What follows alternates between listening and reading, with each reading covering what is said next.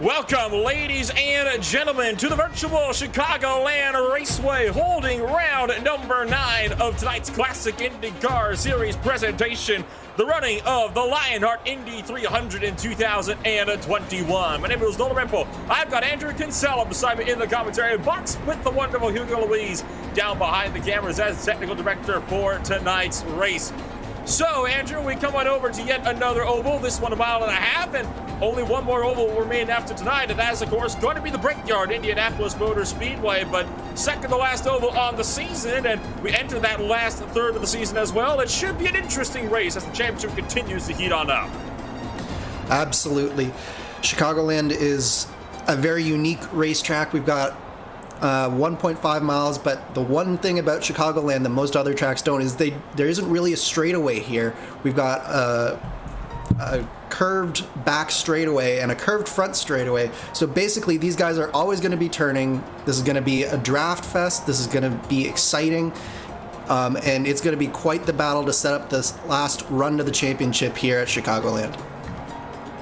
Should be a very entertaining race to see how this one is going to play on out for us. Take a look at, of course, some of the stats from last year's race where Matt Cook took victory by only half a second over Randy Shoemake, and Henry Bennett rounded out the podium. Got a couple of drivers that are going to be starting this one from the rear of the grid. Those drivers being Felipe Lambert, Stefan Schlacka, Josh Baird, Logan Simmons, and Lucas LaVille. So you do not, it's going to be a difficult time for some of those drivers, especially for guys like Lucas LaVille, who are only 9 points behind Ethan Hagan in your championship, who are going to be wanting to, pick up the pace here and maybe see if they can get a good finish today. Of course, Ethan Hagan coming in here with 279 points over 9 over Lucas LaVille. You got defending champion Joshua Chin, who had a rough start to the season, but he has definitely been finding some ground. Of course, lapping the entire field at Sonoma just a couple of weeks ago. No doubt we'll be seeing him try to put down the pedal and get another win here tonight. Yeah, all eyes are on Josh Chin. Can he continue his dominance that we saw a couple of weeks ago in Sonoma? Or is this going to be a tale of his other oval races so far this year where he just hasn't seemed to have the luck to get all the way to the finish? So Josh Chin, can he continue that momentum, and can Lucas overcome that penalty and keep the pressure on Ethan Hagan at the top? With so many questions coming into tonight's race, we'll get all those answered in just a few short minutes here. But for now, let's take a look down and we'll show you what a lap on board looks like around the Chicagoland Speedway.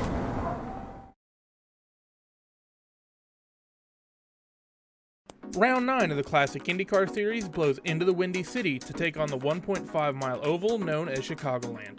Built in 1999 to attempt to tap into the Chicago market given the motor racing boom of the 90s, Chicagoland's construction was a joint effort between NASCAR's Bill France and Indianapolis Motor Speedway president Tony George to get a major venue into one of the United States' largest metro areas.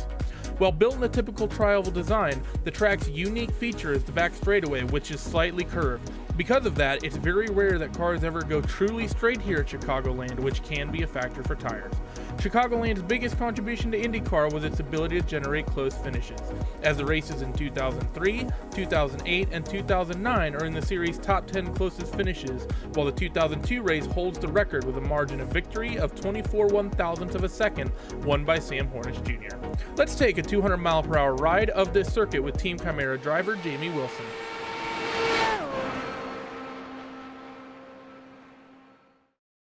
So here we are with a quick lap of Chicagoland with driver the number 87 Jamie Wilson coming across start finish and looking in towards turn 1. Going to be the classic high in, low down into the apex of the corner. Nothing really unique here about the line you take at Chicagoland, but this back straightaway, you can see it on the track map in the bottom right, and you can tell by the wall you're just giving a little bit of wheel input all the way across the face of the back straightaway. So never going straight here through turns 3 and 4, and that looks like a pretty good lap to me from Jamie Wilson. Gonna get low in the tri-oval, and that's a pretty typical 25.72 here at Chicagoland.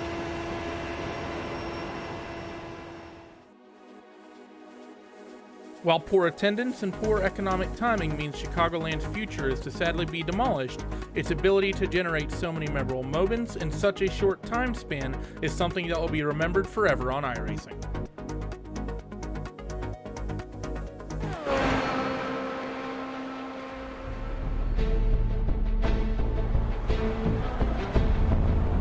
That was a ride on board the Chicagoland Speedway with Randy Chenworth and Jamie Wilson, the two drivers bringing you that incredible experience. Take a look down at the starting grid for tonight's 24-lap event. 24-car race over the 200-lap event, pardon me. Randy Shoemake out there on pole position with Andrew Aitken lining up beside him on the front row by less than half a tenth. It's Franz Josef Stum down in third place with Carl Bogle in fourth. Joshua Chin and Samuel Roush round out the top six.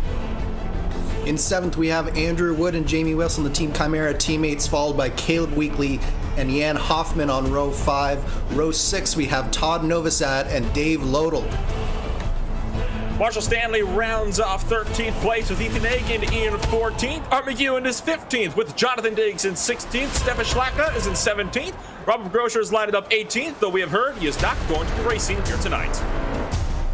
Now we have the drivers who have not set a time. That's Willie Schwabauer, Lucas LaVille, Julian Altena, Gary Godso, Josh Baird, and Logan Simmons bringing up the rear. So that's how your 24-car grid is going to shape up for this 300-mile, 200-lap event. Drivers just starting to line up on pit road down there. So this will be an interesting one. We're also hearing that Willie Schwabauer potentially also in trouble if he cannot get himself loaded in and graded up in quick order here. Now, we do have one driver that is down there who is also up here in the booth, standing by with us, Stefan Schlacka. Once again, hopping up here to maybe give us some in-car info. Stefan, you've been out there for the last couple of hours practicing. What's it looking like down from your perspective on the track? Well, Nolan, it's most definitely going to be very interesting. About midway, or rather after the first quarter to midway through the stint, the car really starts to push over the right side tires. Really doesn't like that turn 3 and 4 from there on out. So these guys, or rather us all, will most definitely have to drive around a little bit. Be careful with that, especially when you're trying to dive to the inside of someone. And should be a real cracker, especially with the long fuel window we have here today at Chicagoland. I think it's going to be quick and dirty, maybe even towards the end of the race. Some insight from Stefan Schlacka there, telling us how he thinks this race might play out, and I can't say that he's necessarily wrong. We've seen how these races can turn to, so hopefully we'll be able to get some clean racing in tonight, and we'll be able to get ourselves some long green flag runs. Andrew, what about you? What's your take on how we might see this race play out? I think this is going to be a fascinating race. There will be some caution, so caution timing is going to be very key, and I think you could see some interesting fuel strategies as a result. It'll be in the hands of Randy Shoemake as the pace car comes off of turn number 4 already. Carl Bogle, one of the newcomers going to tonight, wants to get going. Randy Shoemake on the loud pedal. We are underway from Chicagoland. In the back, you saw Samuel Roush having a terrible getaway, checking up the Chimera driver of Jamie Wilson. Samuel Roush, one of the other newer drivers, and fun fact, an iRacing employee himself. So looks like Samuel Roush will have a little bit of work to do. He is now outside of the top 5 by some margin. He's got some distance to do if he wants to make that up. Top 3, though, already started to break away.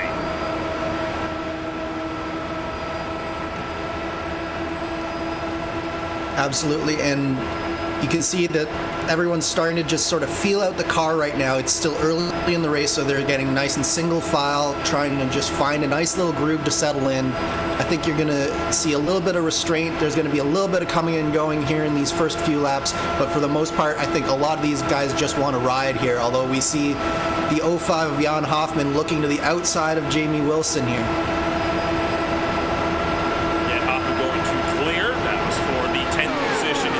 Standing looking to his inside, and another Vortex driver going to try to go down the inside. Andrew Wood currently setting that fastest lap of the race at the 25.642. We'll have to see if Wood can continue to work his way up. Now here is your battle for the race lead between Aero X teammates Randy Shoemake and NJ Aitken. Now the story last time he came here back in 2018 was Aero X. They had absolutely dominated the race, leading a combined 182 of the 200 laps in that event, and they're looking to see if they can repeat a feat like that here today. Yeah, Aero X has always been very, very strong on ovals, especially 1.5 milers such as Chicagoland. We saw it again with Shoemake last time we were here, and he is continuing this, but look at Josh Chin. He is making a move already. He started P5, now he's knocking on the door of that top 3. Gonna promote himself up to third place. Franz Josef Stum falls back in line. So Chimera breaking up the Aerox 1, 2, 3. See the field fanning out down the back straightaway just behind these guys. It's so far nice and orderly, though, all the way from first on back to about the 8th position. Here's where it is. All sorts of hectic still. This is, you're looking at that battle with Samuel Roush trying to go on the outside. Outside Novosad. Stefan Schlacker is looking to follow suit just in behind, and it'll be a tight one. Schlacker to the inside of Samuel Roush taking full advantage. That's going to promote the 89 machine from 17th on the grid already up to 13th, and we're not even 10 laps in. Yeah, this is right in the mid-pack where it starts to get a little dicey at the beginning of the race as we go back up front here. Josh Chin moving past Andrew Aiken and is now knocking on the door. Randy Shoemake defending to the inside, but Josh Chin hanging tough on that outside line. We'll see if that starts to come into play a little bit, whether it's the outside or the inside that you really want to be on. Particularly later on in the runs, the outside line was definitely the place where you wanted to be. You can already see Josh Chin taking full advantage of that. Look at how much more speed you can carry off the outside line, just carrying that momentum. Going to run himself up to the race lead. Randy Shoemake trying to fight back, though, down the inside at turn number 1. The 93 car trying to lean on the right side of the number 3 car. Doesn't want to get too close, though. You see before what can happen when these cars bang wheels at 330 plus kilometers an hour. It is absolutely tremendous speeds that you can reach here, which means if you make contact and go into a wall, you can kiss your race goodbye. Josh Chin just with the nose out in front, and it's quite clear at this point that there are two grooves that are working pretty equally right now. One corner, it's Randy Shoemake ahead. In the next corner, it's Josh Chin. As you said, this might change later on in the run, but for right now, it's, I think, a lot of feeling out here, where they want to be, how the car is feeling, and it's clear that Josh Chin, Andrew Wood, and the rest of Team Chimera are ready to answer that challenge from Aero X on these 1.5-mile ovals here. Just 4 thousandths of a second separating Chin from Shoemake last time by at the line, and it looks like Josh Chin is not willing to yield, but neither is Shoemake.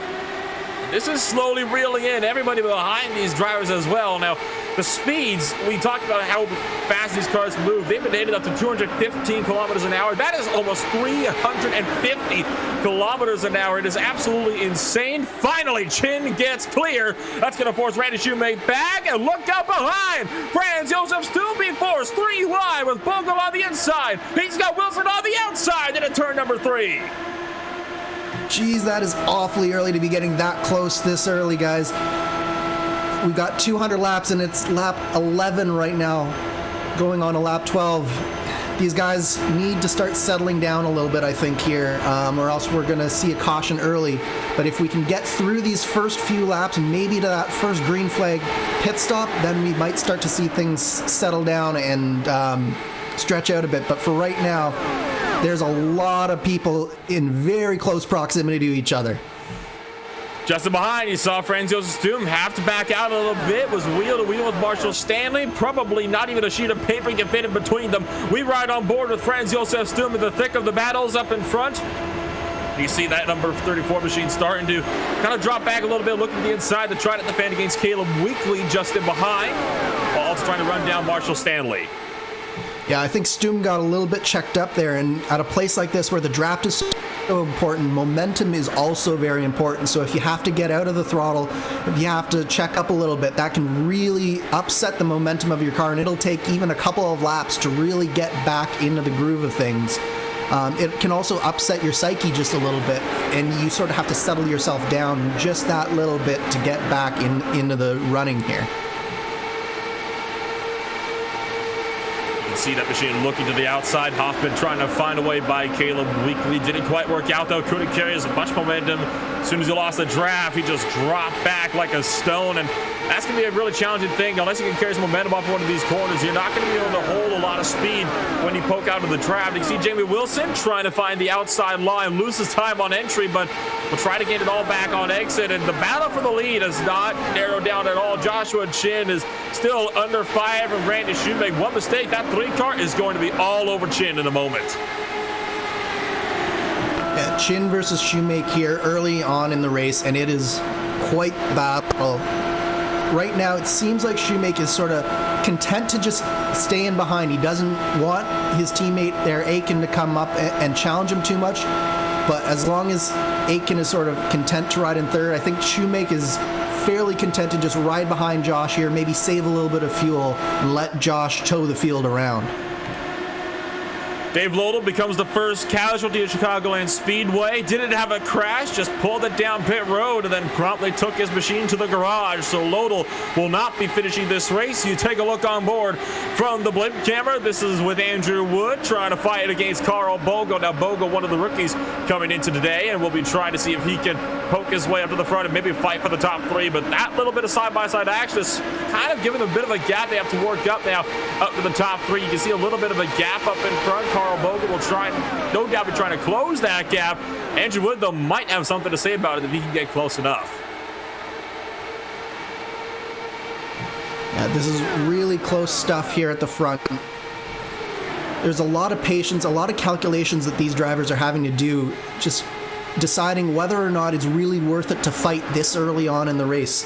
Some drivers are a little bit more aggressive and they want to get whatever position they can. Some drivers are much more content to just sort of ride around, take what the race is giving them at this point, and as long as they're in contact with the top and with the leaders, they're sort of more content to ride. But we see drivers like Bogle and Aiken and Shoemake getting a little bit out of line and possibly a little bit more aggressive than those Team Chimera cars behind them. Shoemake looks low and is going to take the race lead away from Joshua Chin coming into turn number 3, but look at the overspeed that Chin's got from the outside line. Joshua Chin's also been an oval racing demon for the past couple of seasons, and he'll manage to just barely hang on to the lead. Out of turn number 4 and across the front straightaway, it does manage to retake it. Now here comes Andrew Aiken, Aerox teammates looking to go side by side off of turn number 2. You can throw a blanket over the top 3 right now, and I have a feeling that that's not going to change for much of the race. But right now, we've got Aerox versus Team Chimera here at the top, and it is Aerox that is slightly on the back foot with Josh Chin leading. Andrew Aiken now has taken over from Randy Shoemake as the primary challenger for Chin, and he is itching to get up there and challenge Josh Chin right now.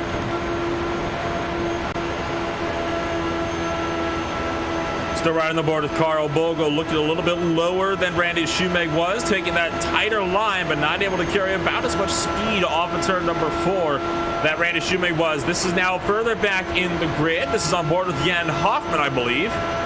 Excuse me, Marshall Stanley, the driver we are on board with, and he's currently sitting in 6th place. And looking back at Franz Josef Stum and Jamie Wilson just in behind, going side by side through turns 3 and 4. Jan Hoffman is also just in behind, trying to see if maybe he can find his way further up into the top 10. Yeah, you mentioned heads up, heads up, heads up. Look out, Carl Bogle. That was slow. very close. Oh, ho, ho, ho. What on earth happened there for Carl Bogle? Oh, no. And now a spin. Was that Stefan? Around. It is. Stefan Schlacker collected big time. Carl Bogle hard into the inside wall. What happened to the 76 car? He just stopped. I don't have an explanation for that one. Just, I don't know. It looked like they went 3 wide for a second there, and then there was a big checkup from the 76 car, and he just never got back going again. And Stefan just wasn't sure where he was going and collected it much later, but he just slowed down there. I'm not sure what happened. What in the world? Onboard Stefan, and when you're just that fast, you have nowhere to go. You're committed, and oh my gosh, more drivers lucky to get collected up in that. That was a hard shot to the inside line. Tell you what, Todd Novosad had a really big scare in the 36 car, and I think I found out what might have happened to Bogle here, David. Andrew. How about turning your pit limiter on while you're under green flag conditions? It's so easy to do, especially if you don't have your buttons mapped very well, and if your pit limiter is very close to one of your in-car adjustments, it can happen. But it's just one of those things where I feel really bad for Stefan Schlacker there, because he just had nowhere to go. He didn't know where the 76 car was going clearly, and it's so hard to predict when there's someone in the middle of the road and you're that much faster than they are. it's just one of those unfortunate incidents, really. That's honestly baffling to me. I can't remember the last time I've seen an egregious mistake such as that, but we have gone to confirmation. That's exactly what it was. Turn the pit limiter on mid-straight, and you know instantly, just watch the lights there on the wheel. You'll know the second that pit limiter turns on. Those lights, they're going to start blinking. Watch for it. Right there, that's when the pit limiter turns on and never turns it off. But those blinking lights means that you got the pit limiter on, and it almost looks like he's kind of turning it on and off as time goes on, and that is even more confusing. And there you can see one of those drivers just barely squeaking through in time. I believe that happened. Novosad that just barely managed to get by him, and Novosad's just lucky that he had that machine going further down to the inside, because had Novosad been anywhere closer, and he would have no time to avoid him. On board with Novosad here, and you can see, it's so close as one car staying up, one car coming down. You just have to sort of lift out of the throttle there and just pray that you make it through the smoke okay, and fortunately Novosad did. Really heads up driving from Novosad there.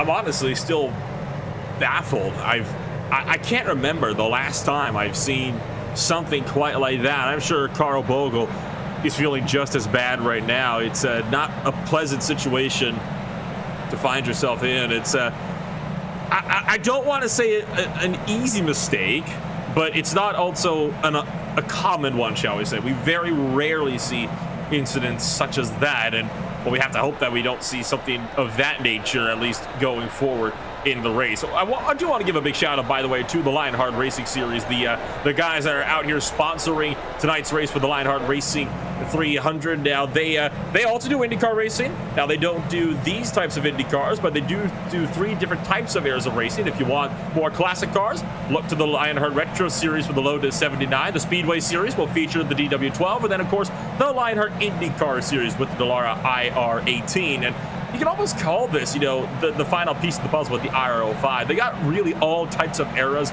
of IndyCar racing, so you can absolutely go ahead and check them out if you want some more great IndyCar action, just like we're seeing tonight. But pace car lights off, and we're getting ready to go racing here tonight. Now, they obviously honor the spirit of the late Dan Weldon, so you want the competition and the commitment. Well, that is Lionheart for you in a nutshell. Absolutely, and I'm fortunate enough to actually be a member of the admin team there, and we're just very happy and thrilled to partner with the CIS, and we definitely respect Robert and everything that he does over here in this series, so couldn't be more thrilled to be supporting them and sponsoring one of their events here.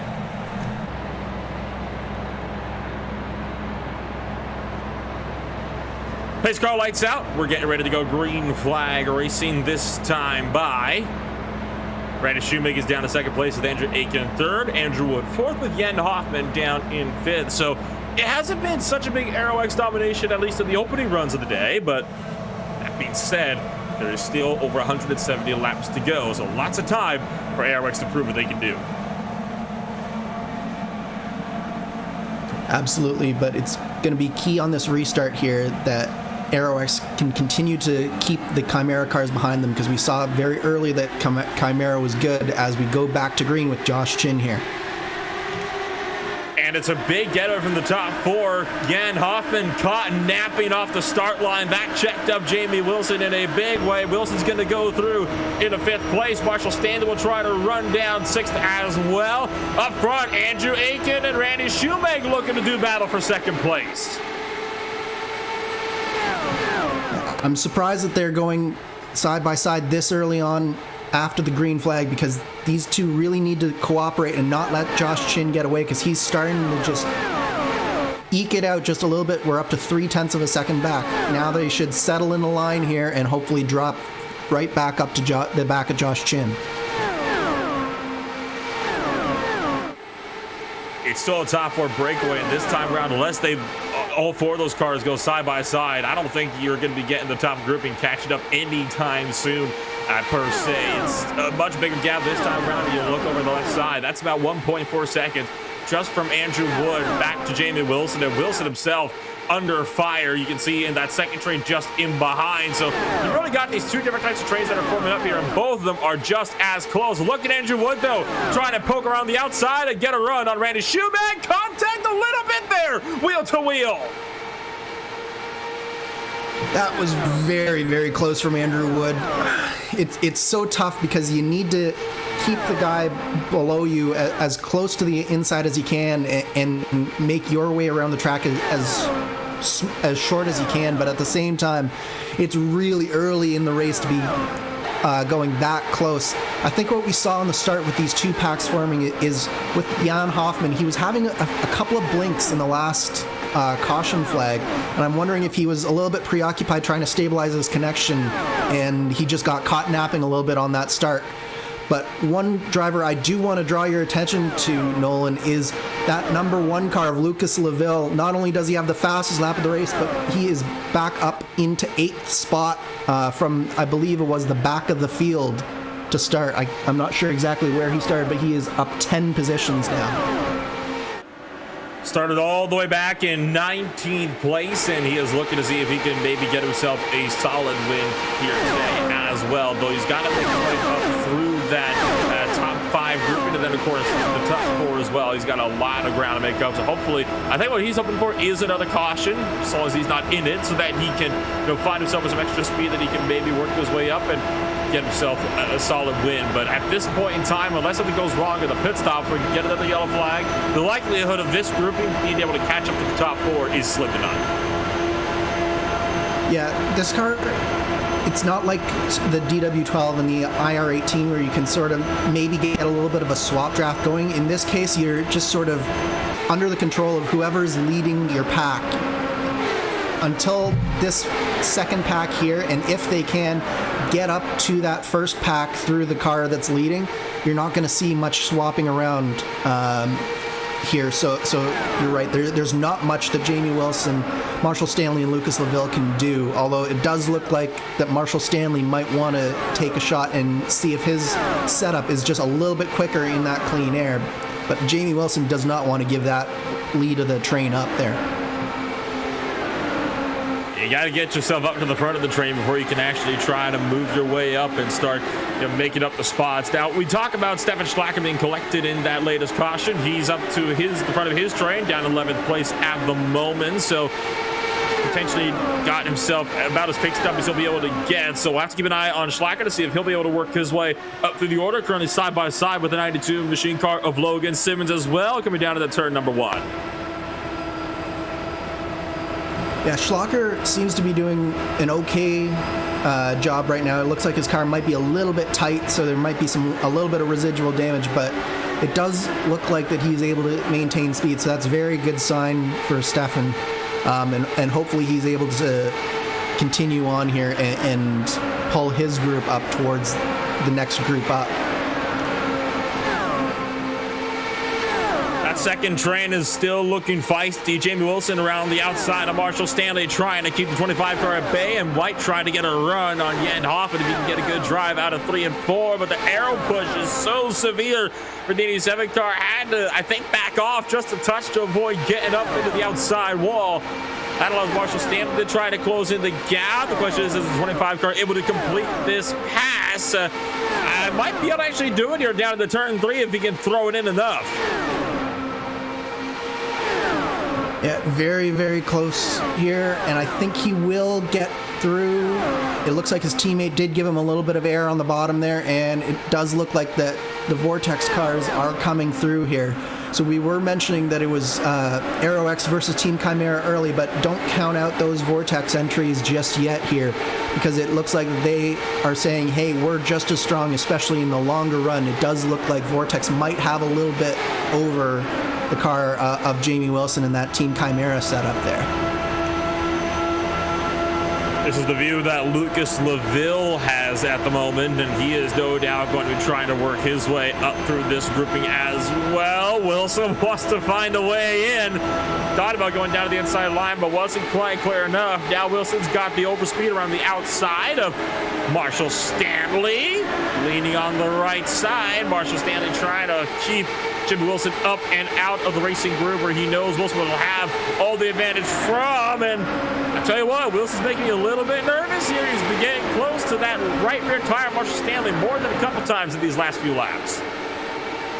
Yeah, it's one of the products of the Chicagoland draft style racing where you have to get really close to the guy, because if you go too far around the outside, you just can't overcome that momentum. Even if you have a little bit of overspeed, you can't maintain enough momentum to really maintain that gap. So you're constantly forcing the car below you as tight as you can and staying as tight to them as you can. And sometimes we can see that can produce some very close racing, some close moments, and hopefully not today, but it can produce a few tears at the end of the day. One driver was dropping down the time in order, and it was Jonathan Diggs, and I now see him down in pit row, but last I saw him, he was in turn 1, so Jonathan Diggs has had something happen. It looks like he took an off-track excursion through the infield grass just about one lap prior. That's not good news for Jonathan Diggs, who could find himself out of the race from here. No caution, though. We'll stay green with this one, and that'll allow us to keep tabs on these battles up in front. On board with Diggs. Did hit the outside wall, and that broke the suspension. Immediately took that trip through the grass of the infield, managed to keep it out of the racing line, and then coasted to a stop in the grass in turn 1. Yeah, unfortunate contact with the wall from Diggs, but I will say a great job of keeping that car under control and slowing it down and not bringing out a caution. And we stay green because of that car control from Jonathan Diggs there. This is one of those battles taking place well down the order. This is Samuel Roush, one of the newer drivers coming into today, racing alongside Art McEwen in the number 40 machine. Now, Samuel Welch, I think it's safe to say, could be having a better race. Started up in 6th place, and he is now down to 17th. So Samuel Roush has lost some significant pace, and I'm going to be honest, it was a bit one of those cases. Oh, heads up, Stefan Schlacke slow off of turn 4 as the 89 car had some more issues. I think he might have made a little bit of contact potential with Logan Simmons. I heard him apologizing over the radio for something. It's an interesting one.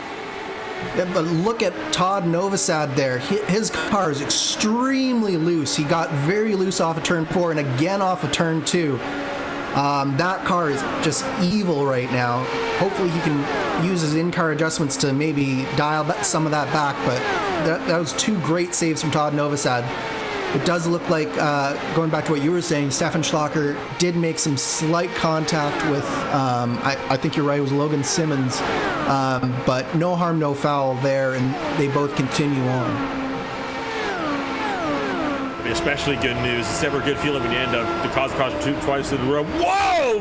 Holy cow! Schlacke with a huge save after definite contact with Logan Simmons. That is a nasty slide there. Good job with the 89 to catch that one as well as he did. Yeah, really quick hands from Stefan Schlacker. You can see just comes down just a little bit into the path of Logan Simmons there.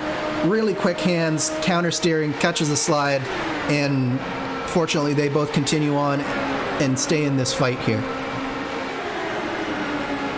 The biggest pack you could call it is from about 5th place on back to 10th. About this 6-car grouping, but there are some gaps starting to form. So far, it's a Vortec 1-2-3 leading this second train.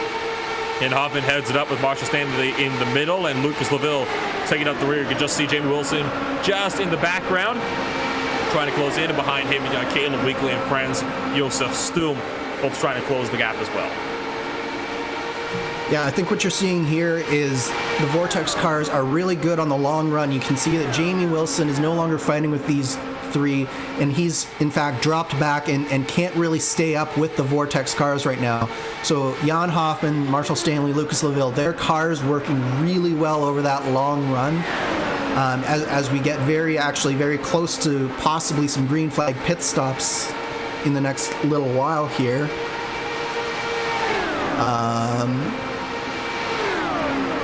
Oh no, sorry, I missed. There was some pit stops under the last caution, but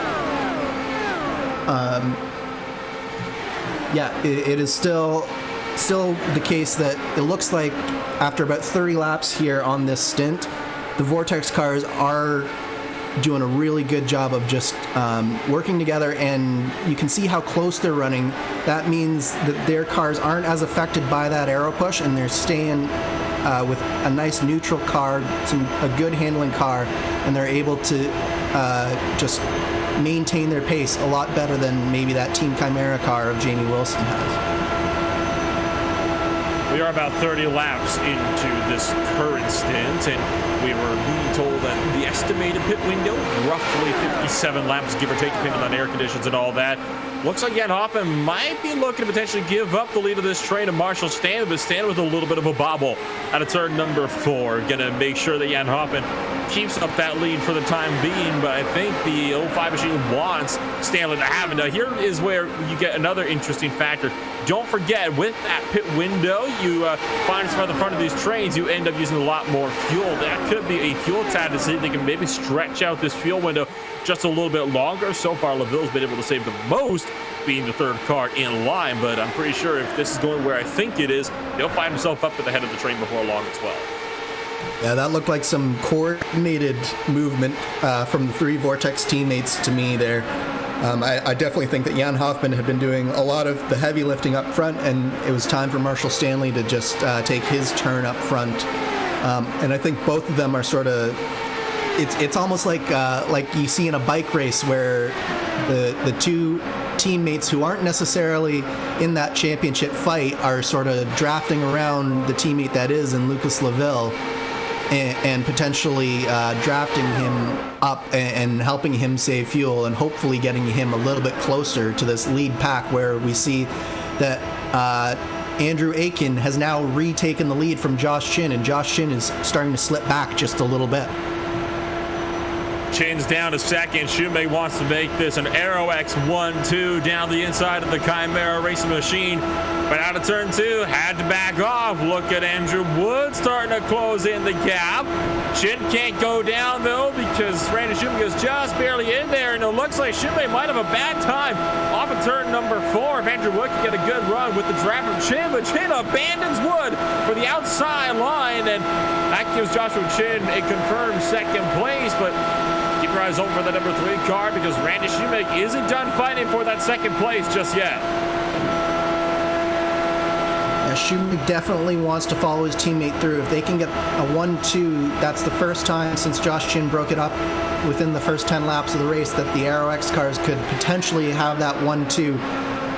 But Team Chimera doesn't want that to happen either, and you can see that Wood is hanging out to that outside of Shoemake and not letting him come up and get his momentum up, although he might finally get here. No, Wood still is to his outside. Oh, and Shoemake comes across.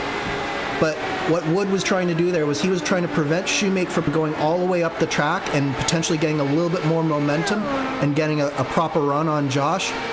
So that's what Wood is trying to do here, is he's trying to disrupt Shoemake's lines and prevent him from getting a run and potentially getting around Josh Chin, as I think that we're seeing that the Team Chimera setup is just not working quite as well as the other 2 top teams in the long run here.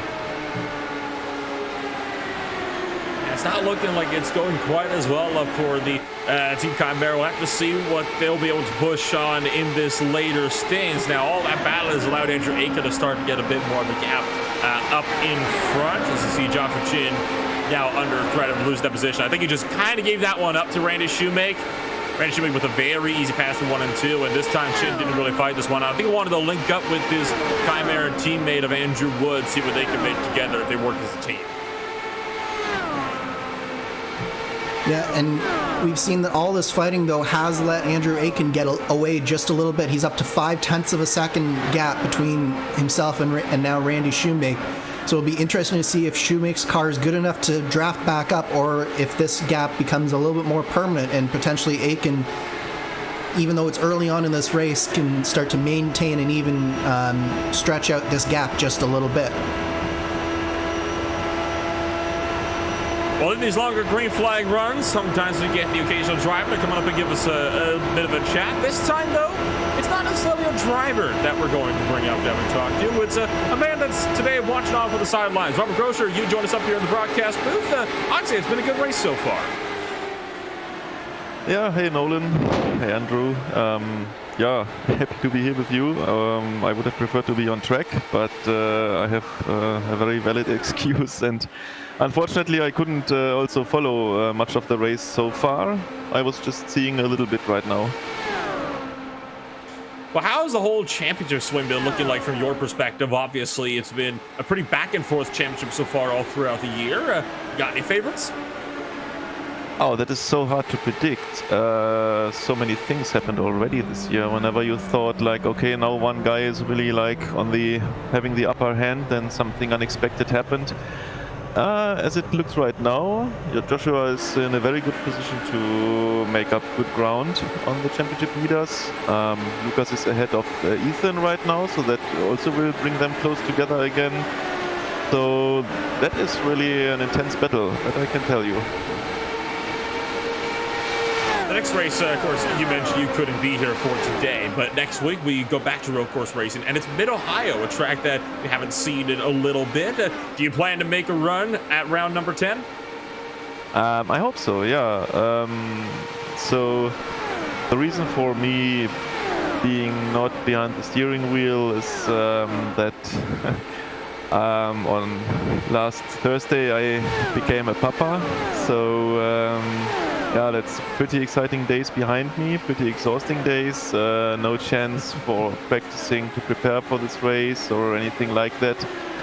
And yeah, so, but I really hope that after some days we will get back into the normal routine, and definitely I'm planning to race at Mid-Ohio, a track that always has suited me very well.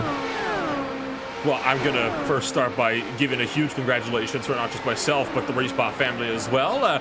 No doubt you'll find yourself quite busy in the future days, and hopefully you'll be able to find some free time to be able to race more at Mid-Ohio, but hopefully the things are going well. Congratulations once again. Before I let you go then, Robert, is there anybody you'd like to shout out for us here today?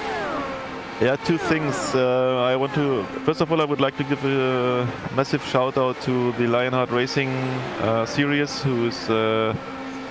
we were dedicating this race today to them for their ongoing support through the past years. A great league with Jorge, who is a nice friend of mine, and always very supportive, always giving tips on how to improve also CIS and all this. Happy also that since this year they are here on RaceSpotTV, very nice.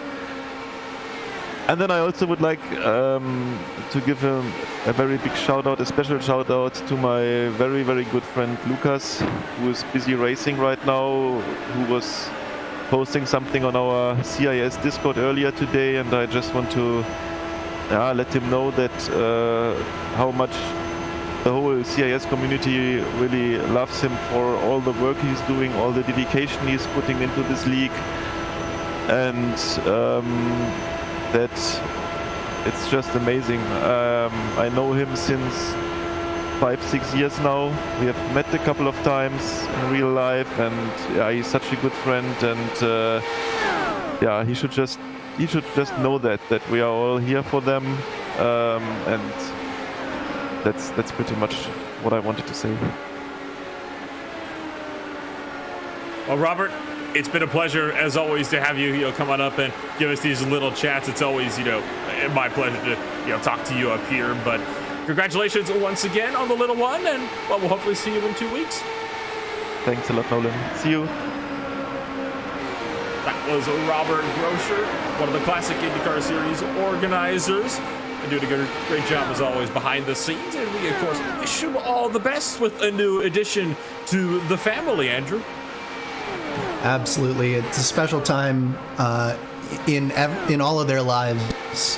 So definitely a huge shout out from the entire RaceSpot team here. Meanwhile, back on the track, we do have some action going on.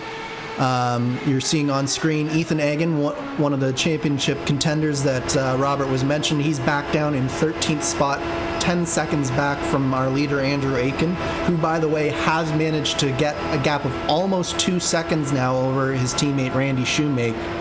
But Ethan Egan is not having a strong race today, Nolan, and this could be a potential hurdle in his championship bid here, as Lucas Laville is in front of him, and then Josh Chin is in a potential podium spot. So this is probably a nightmare scenario, at least early on in this race for Ethan Hagen.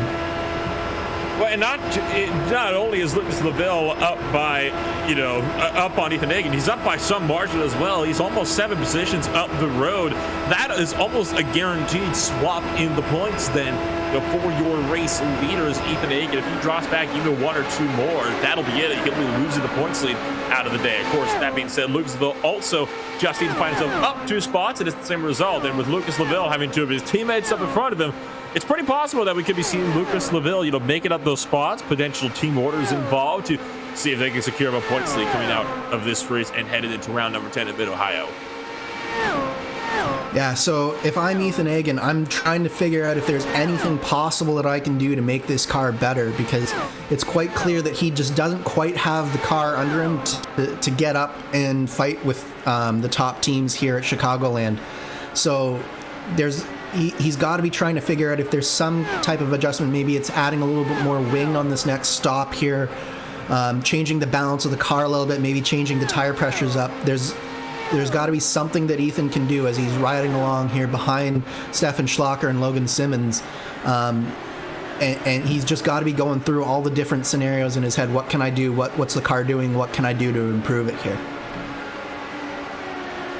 And if he has any improvements he wants to make that he can make in the pit stop window, the good news is he'll be able to make those very, very soon. We were, talking about how the estimated fuel window was roughly 57 laps, depending on where you're running.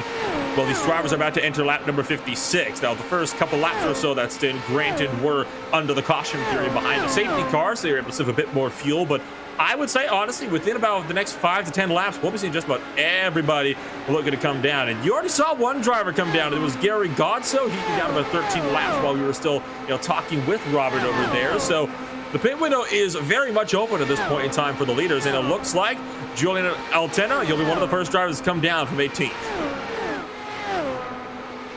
Yeah, I suspect that it will be at most 2 or 3 laps, especially for people who have been at the head of some of these trains, as we see also Jamie Wilson coming down as well.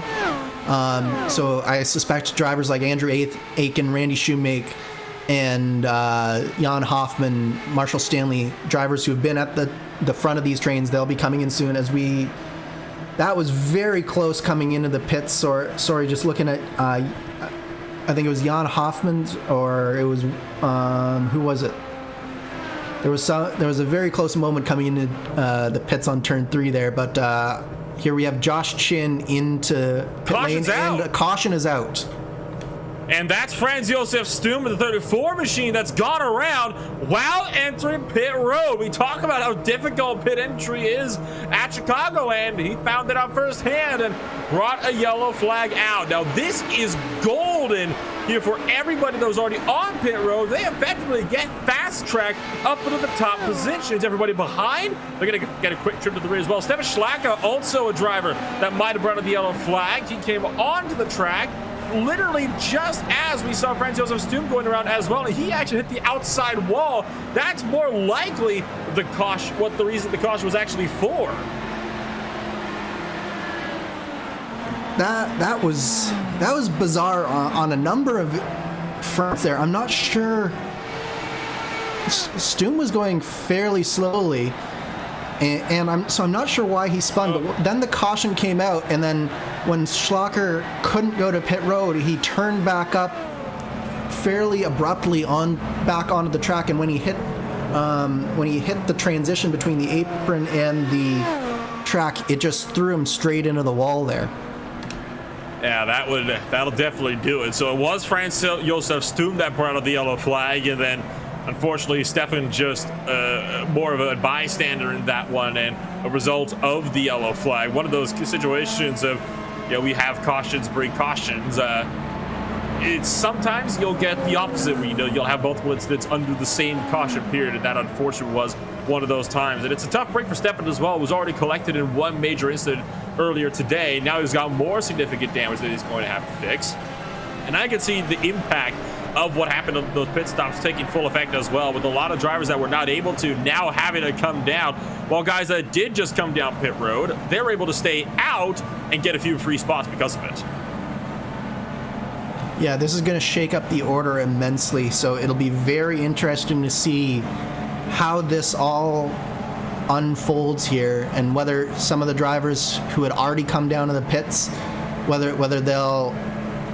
It looks like, as I'm looking at the order, that the likes of Marshall Stanley, Andrew Aiken, and Randy Shoemake may be having to go towards the back of the field, because it looks like they might be trapped behind the pace car here. So Andrew Wood, Lucas LaVille, and Logan Simmons are showing to be the top three at the moment. And this is also huge in that championship battle. Don't you forget, Ethan Hagan was coming into this race. We were talking about how LaVille just needed to make up a couple more places and he'd be in the points lead. Well, how's being up in the lead for you, or really close to it? It's very hard to get much closer than that. So Lucas LaVille is in a fantastic position at the moment to be able to come away with a very solid points finish on the day. And if he finishes the way it is right now, that is almost a guarantee swap in positions for the points lead. Absolutely. What a break from Lucas LaVille. Although I will say that Ethan Hagan right now is in 6th position. So he has also found himself much further towards the front. I believe he was down in 13th coming into that caution sequence. So it's not all is not lost for Ethan Hagan here in this caution sequence either. It looks like, wow, the field is nothing like we saw just 10 laps ago, is it? No, it absolutely is not. And it'll no doubt be an entertaining restart, to say at the very least. A hectic one, I think it's fair to say as well. You got a lot of guys ahead of Andrew Wood that are going to be able to get waved around the pace car, and they'll be able to get their laps back. So that is certainly good news for a lot of these guys that are currently stuck behind the pace car. Now, while we're under this... what happened to Josh Chin? It looks like he was out of fuel. It looks like Josh ran out of fuel on pit lane here. And he has just taken a tow back from a spot on pit lane. Yeah, Josh was out of fuel. This is a massive blow to both his championship potential and to this race. It looks like he's going to go at least one lap down, if not more. And we talk about, how these cautions can cause problems. That's a very key reason right there. You get a lot of these, drivers here that will try to stretch their tanks as long as they possibly can. If they come down right as their tank is running dry, then a caution comes out, they now have to wait 2 more laps before they can pit again. And that is exactly why Joshua Chin ran out of fuel there. That is not good news at all. So Joshua Chin, he's got a long way ahead of him if he wants to try to get himself back up into race-winning contention. Now, I want to give another shout-out real quick to the Lionheart Racing Series, of course, sponsoring the Lionheart Indy 300 here at Chicagoland Speedway, racing across 3 eras of open-wheel racing while honoring the spirit of the late Dan Weldon. You want competition? You want commitment? You want excitement? Lionheart has got you covered. Pace car pulls down the pit road. Andrew Wood leads them back to the green.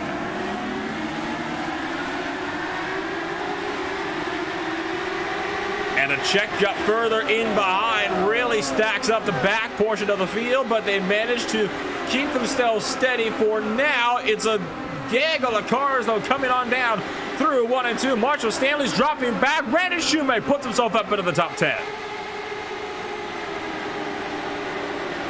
This is really close racing. You got a lot of fast cars who are mired back in the back of the field. So there's a lot of people very anxious to go back up through this field as Josh Chin is just now rejoining the race. I believe he's going to be 3 laps down here, all said and done. So a massive blow to Josh Chin as we watch some fascinating racing here. It looks like Andrew Aiken potentially following through his teammate Randy Shoemake past the Vortex car here, and Josh Baird is looking to ride the coattails of some of these guys here back up towards the front. Baird gets past Marshall Stanley, who tucks in line. Randy Shoemake, the next driver, has got to try to beat The 23 car is looking strong, and this is the problem that some of these guys like Randy Shoemake can have when they get themselves trapped down because of these pit stops. It's very hard to work your way back up through the field. You can see Marshall Stan's looking impatient as well, looking for the inside line, but there's no room. Josh Baird covers him off, now going to go back up, and Randy Shoemake just barely gets the nose in there to cover him off. Wow, that was close. Oh, guys, it's still 100 laps and more to go. You can't be racing like this. That was really, really close stuff, and it's a testament to all of the drivers involved that we made it through there. But Randy Shoemake got really checked up, and he is not going to be able to follow his teammate Andrew Aiken back up through this field, and he's getting shuffled back here big time. Wilson looking low on Josh Baird, but Baird has shown that he is ready to do battle, and he is ready to dance around if he wants to hold on to whatever positions he can get. Look at Hoffman with so much speed thanks to some of the draft, but has to back out to avoid running over Jamie Wilson just in front of him. These restarts on ovals, they can certainly be hectic in Indy cars, and we're seeing products of exactly what these pit stop shuffles throughout these cautions tend to do. Yeah, and particularly when a caution comes out right in the middle of a pit stop window, you see that a lot of people have gotten flipped of where they were running and sort of where their car performance is. See a guy like Sam Roush falling back through the field once again and creating sort of little picks for some of these cars. And as we see Jamie Wilson getting really close to the back of Sam Roush there, as he tries to pick his way through this field once again and get back up towards the front of the field. Can I just, for 1 second though, let's go a little bit further up and talk about Stefan Schlacher, who we saw hit the wall, come down, fix his damage once again, and he's in 7th position somehow, Ethan. And is still trying to work his way up more as well, and has potential to do so. He's still is in a battle with Andrew Aiken. This for 7th and 8th place, but I tell you what, great recovery drive so far for the 89 car. Goes to show that just because you hit a wall doesn't mean you should always pull it off. You always want to make sure that you can punch your way through and do whatever you can to hold on to whatever positions you can get. You notice all the green and red on the left side as well. That's 3rd and 4th, 5th, 6th, and 7th, all under a blanket. Looking at Tango as well, with Winkley and Simmons side by side in the 3. This is a hornet's nest of activity right here. Looks like it was that at the front there. That is Caleb Weekly is sort of checking up the field just a little bit here, and he's got his teammate right behind him. And it doesn't look like anyone can get through here. And we've got a whole bunch of really fast cars, such as Andrew Aiken, trying to find ways through. It is some very hectic racing here. Down to the turn 1, Argument trying to cut off Ethan Hagan. Hagan backs out a bit. Look at the run from Todd Novosad, and as well as that, Andrew Aiken looks at the inside, 3 wide, and in turn number 3, Franz Joseph Stube on the bottom side, gets squeezed in, and on the apron goes to 34. He checks up, manages to recover. Stefan Schlacher going to put himself up to 7th here to get a good run. And we are only just now coming to halfway through this field, or through this race, and we are seeing action like this right now. This is incredible racing from these guys. So much respect. They're getting so close to each other, but no one has put a wheel wrong yet, and it is an absolute treat to watch here, Nolan. And this is the type of racing that we're used to seeing in the Classic IndyCar Series on the oval side of things. It is tight, it is hectic, and boy, is it ever fun to watch. You see Stefan Schlacher under 5 from Marshall Stanley. The battle for 8th and 9th up the road. Novosad versus Aiken still raging strong as well. So you got a lot of little battles all within the top 10 for some serious points still on the line in the championship. Absolutely, and shout out to the likes of Ethan Hagan, who is really hanging in. We were talking earlier about how maybe his car wasn't handling well, but he is hanging tough right there, battling with McEwen for that 5th and 6th position. He knows that this is his opportunity. If he can stay up near the front of this pack, he stands a great shot at limiting any damage that Lucas Laville can do.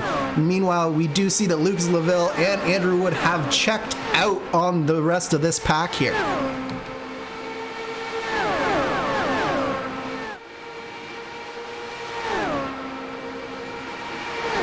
Looking to check out, others not quite able to. The draft so powerful that you just reel themselves right on in. Ethan Hagen and Art McEwen looking to try to tangle as well, and they nearly make contact. Andrew Aiken's looking to throw his hat into the ring as well. Now, this is the big difference here with these Indy cars compared to the stock car races we usually see here. With these machines, you can very easily find yourself up in a wall a heck of a lot easier than the stock car can. It's a lot easier to save a NASCAR stock car around here than it is one of these Dallara IR05 Indy cars. You're just going so much faster, 300 and sometimes over 350 kilometers an hour. You are flying around through these corners, and it's frighteningly fast for a lot of these drivers out there. And the fact that they're able to run so close together is a testament to the level of competition and how respectful this community is with each other that's provided us this great racing. Absolutely.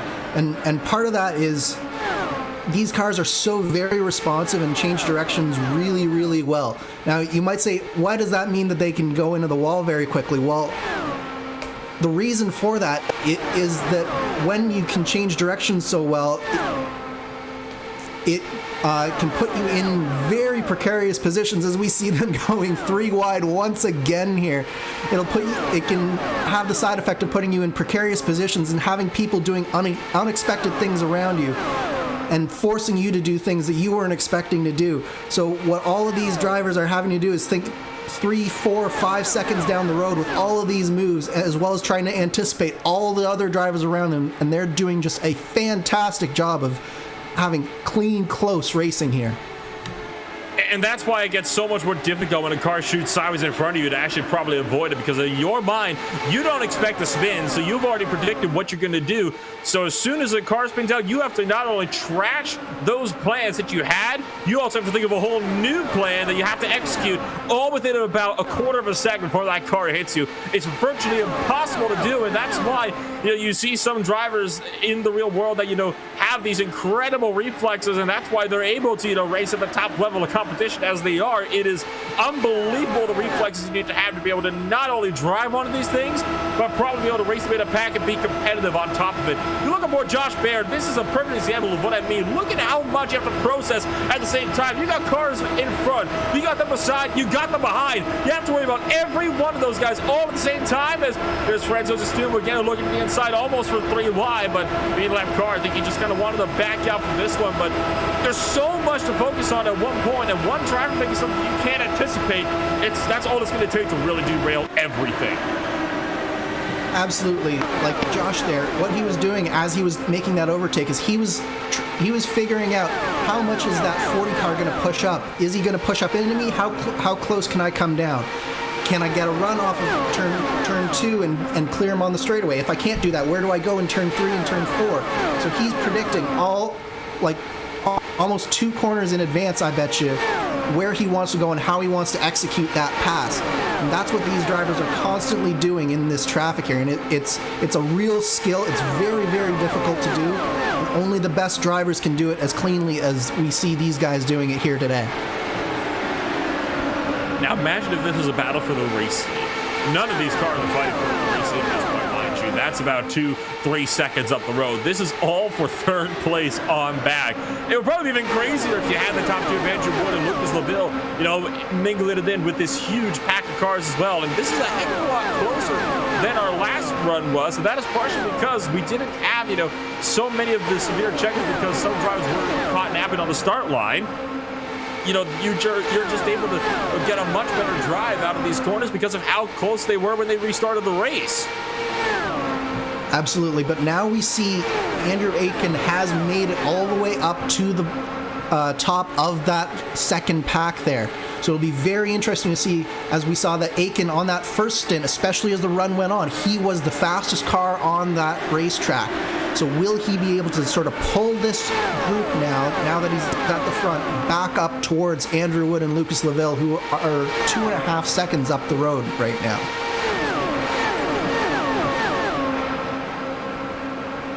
A vast majority of this portion of the field has single file now for about the first time since that restart. The only group that's still side by side is Jan Hoffman and Franz Josef Stum further in the back, but that's not a battle for position. Those cars on different laps.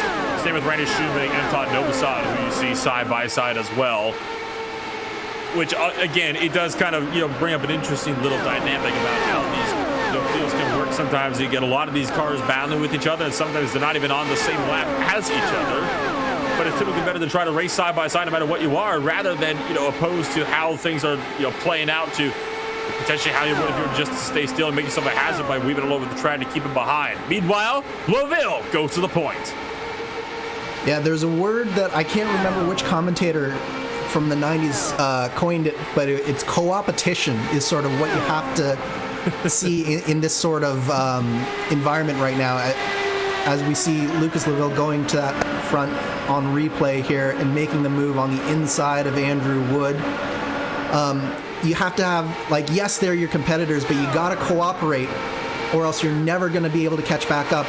Andrew Aiken is clearly one of the fastest drivers on the track, and he is pulling Marshall Stanley, Logan Simmons back up towards the front. They've caught up in the last 5 laps by almost 0.5 of a second, so they are coming. But meanwhile, you see back a little bit further, Caleb Weekly, Stefan Schlocker, they're not cooperating as much. Stefan, as he gets very close to the wall there, takes a position away from Caleb Weekly, and he's got Jamie Wilson sort of trapped behind Caleb Weekly here, and none of these cars are really making any position, and in fact they're losing a lot of time to that trio in front of them, and they're potentially losing that draft. Caleb Weekly is starting to lose the back end of his machine as well. Has got a bit sideways off of turn 4 last time by and turn 2 last time by. So Weekly might be in a little bit of trouble here if he can't get that car to control. He's lost 3 spots because of that over just this last lap. He's lost spots to Schlacker, Baird, and Wilson. He's at risk of losing more to McEwen and Shoemaker are also side by side and behind him. He can't get that thing under control. Nearly hits the outside wall on himself, though. You saw that cause RPU to have to scramble a little bit. Randy Shoemake holding the inside groove, trying to see if he can maybe take away the top 10 spot from McEwen. Yeah, we were saying that things were calming down, but it looks like that they're picking back up again as Randy Shoemake is now starting to make his way through this field. And we have the likes of Jan Hoffman and Franz Josef Stum trying to make their way through as well. It's one of those things where you want to cooperate and you want to take your time and let things process, but then you see the packs in front of you slowly, lap by lap, getting further and further down the road, and you know you can't wait that much longer to make your move. As we see Jamie Wilson and Stefan Schlocker really working that outside line through 3, and Jamie Wilson is trying to hang it out there and maybe go to the front of this pack here. Oh, Josh Baird, big close to the wall. Here's another swap for the lead. Andrew Wood going to go down the inside of Lucas Laville in the turn number 1, trying to take this one away. Slide job on the number 1 machine, and Lucas Laville has to tuck back in, right in behind the 64 car. So Andrew Wood retakes the race lead, and Lucas Laville will be more than content to settle this one back and follow in. Look at how much, though, that has closed up other guys. That's 1.3 seconds now. Back to Andrew Aiken, Stanley, and Simmons just in behind. They are slowly but surely reeling in the gap every time. The guys up in front are a little bit more side by side. And all that work is being done by Andrew Aiken. He has a rocket ship today. And he is just pulling along Marshall Stanley and Logan Simmons for the ride at this point, and they are happy to go along on this ride back up, and we are very soon going to have a top 5 rather than a top 2 pack here. Still, though, this is the pack to watch. It is the much closer one, and you can see several drivers start to struggle just a little bit more throughout the midst of this thing. Some drivers losing some pace on the entry of corners, other drivers getting a little bit more squirrely. You can see Shoemake working on Schlacker as we ride on board with Caleb Weekly. He is right in the middle of this, and look at how loose he got out of turn number 2. That allows Art McEwen to close the gap. Now he's going to look to the inside of Caleb Weekly down into turns 1 and 2. That tank car's getting a little bit more sideways on a few of these corner exits, and once again, sooner or later, it's going to go completely. Absolutely, and we're 40 laps from the last pit stop, and we're really starting to see those tires, especially on some of the cars, starting to really fall off here. As you mentioned, Caleb Weekly being one. We've seen Ethan Agan. He was in 6th for the longest time, and now he's dropped all the way back, and he's falling off the back of this pack here down in 13th as the very nearly contact between Stefan Schlocker and Randy Shoemake, and they're still going side by side here. Sooner or later, something's got to break. They can't keep doing this forever. It's one of the things we wish we could see going on forever, but it's just not going to happen. Sooner or later, one of these drivers will make that mistake, and we'll be seeing an almighty incident with everybody else, no doubt, being collected up in behind. The first battle up in here is between Shoemake and Schlacker coming down to the turn number 3. The 89 car continuing to hold strong with 7th place, and he's got Shoemake trying to take that 7th position away. You can see behind, Weekly's got Cyrus, he bobbled, that allows McEwen, and off to go 3 wide to split him. Yeah, I think what you're seeing is a little bit of desperation here from Shoemake. He sees what his teammate has been able to do and pull that pack all the way back up to the leaders. He wants to get to the front of this pack, but Jamie Wilson and Stefan Schlocker are not letting him do it. I think that maybe in that spirit of co-opetition, they might be better served to sort of let him go here and potentially pull them back up. You never know, especially given what his teammate has been able to do. Those Aero X cars seem very, very strong today as we see the battle continues here at the front of this field, the front of this pack, and it does look like Shoemake is finally going to be able to get out in front of this pack, but Jamie Wilson is still fighting back on the outside. And he is. Jamie Wilson trying to work that outside groove. We've seen that's where you really want to be going to defend one of these positions. You saw Josh Baird kind of sweeping up, and that's scared off and down to the inside line as well. And Shoemake still is not able to break away, and I honestly don't think he's going to be able to get some more help around that bottom side, which is going to be unfortunate for him, but for Jamie Wilson, that's what he wants to see right now. I think he's perfectly content with what Wilson is, just sit up there and try to take away Shoemake's run to make sure he cannot run away and rejoin his other teammates up in the front. Meanwhile, we have a move for the lead. Andrew Aiken has caught the leading duo, and he is making a move on Andrew Wood, having already disposed of Lucas Laville. That 27 car is so strong today, Nolan, and he really wants that lead back. Andrew Wood's not done fighting, though. He's going to try to pull around the outside line and a run down to turn number 3. Andrew Aiken, can he fight back and maybe take one away from the inside group? Don't think he'll be able to. But don't forget Lucas Laville in the mix of this thing. So you've got 3 different teams battling for the race lead. It's AeroX versus Chimera versus Vortex, and all 3 drivers for 3 different teams. Nobody's wanted to give an inch at the moment. Andrew Aiken finally does complete the move on Andrew Wood, and he is now back in front of this field. It's been quite the drive, quite the recovery drive from Andrew Aiken after the bad luck of that pit stop, but he has done just a fantastic job of working his way back up through that field, and now is leading and is actually starting to pull away slightly here from Andrew Wood. It just looks like that 27 car is the best car on the track today. It'll be coming to 66 laps to go this next time by. Drivers approaching the end of their fuel windows again, and one driver has had it up. Franz Josef Stum on the apron of 3 and 4, coming to pit road in the number 34 machine. So a few more drivers are looking like they're going to be coming down pit road in just a little while here, which could be big news for some of those guys, especially those that pitted just before that last caution came out. Oh, and a big scramble as well in the second trade as Weekly had to avoid. Or McEwen had to avoid. Baird, I think, might have just clipped the wall. You got a lot of these guys there, once again, starting to make these little mistakes, and that's all caused this backpack to split up just a little bit. And one other thing to mention with those pit stops coming, Nolan, is that we're fast approaching territory where we could potentially make it on one stop, but will everybody have the fuel to actually make it to that threshold here? If I'm not mistaken on my math here, we're at 64 to go. If they can make it another 7 laps, they could potentially be making it on one more stop. some of these drivers haven't even been going 50 laps yet on the stint, so it's a possibility for some, but for others, like Andrew Aiken, who have already been on their stints for 54 laps, I'd argue not so much. Got all these various little factors that these drivers are going to have to consider as well. It's not just the cars around that they're battling. Now, usually, of course, would have, crew chiefs and all that who would be helping to try to, figure out these strategies themselves, but a lot of the times, these drivers, they have to think about all of that themselves on the fly. What do you want to do strategy-wise? And that is what they're having to deal with here right now. Think about so many various factors, and it's those tiny little things that you got to think about on and off that could cause those little lapses of concentration that more than once have resulted in some really big incidents. Absolutely.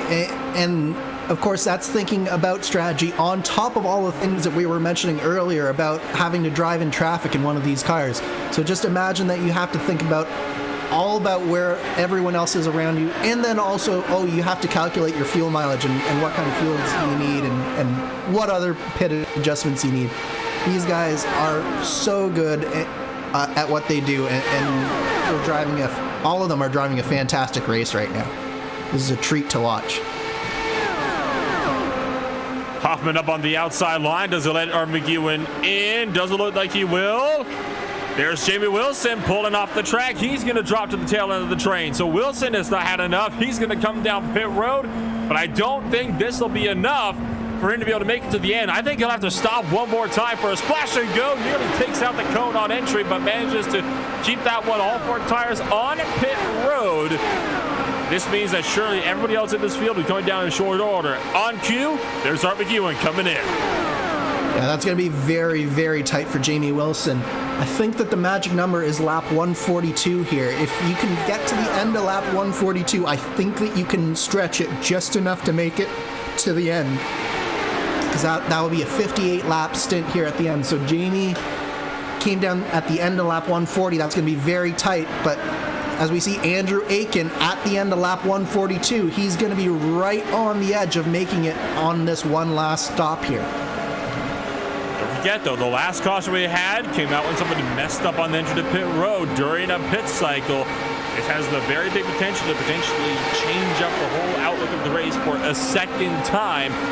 And, of course, it's still a question of, do you now get any more caution throughout the course of the race? If you do, you should be able to come on in and be able to easily make it through to the end of the race. But if you don't have another caution, well, let's just put it this way.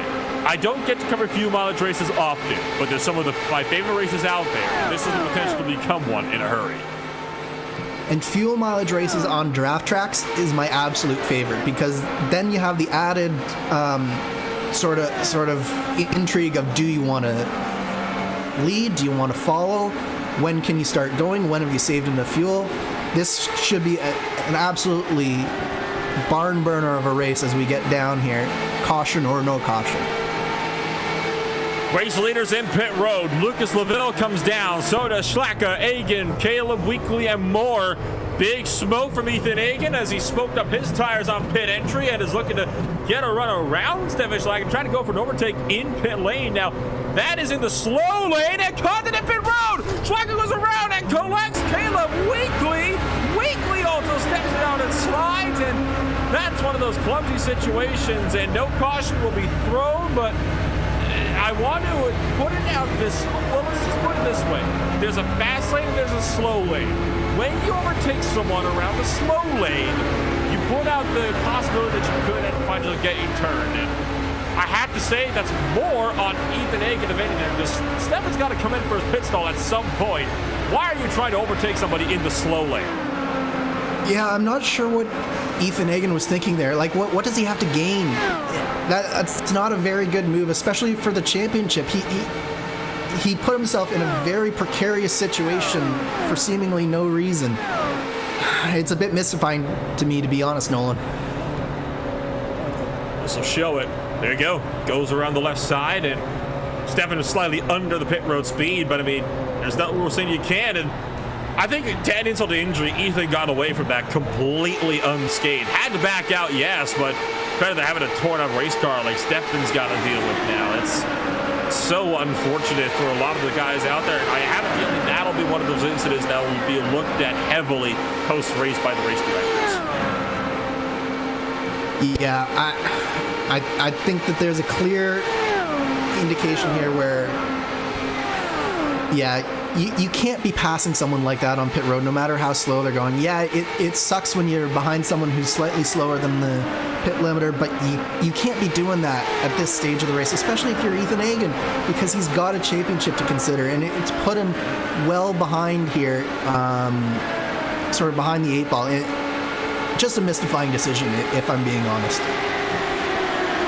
Pit stops are complete. There are no further cautions. This should be a straight shot to the end of this thing. Julian Altena, though, almost doesn't want it to go to the end as he nearly slammed the outside wall off the floor, which almost certainly would have brought out another yellow flag. I'll tell you what, one mistake and these drivers find themselves in a world of hurt.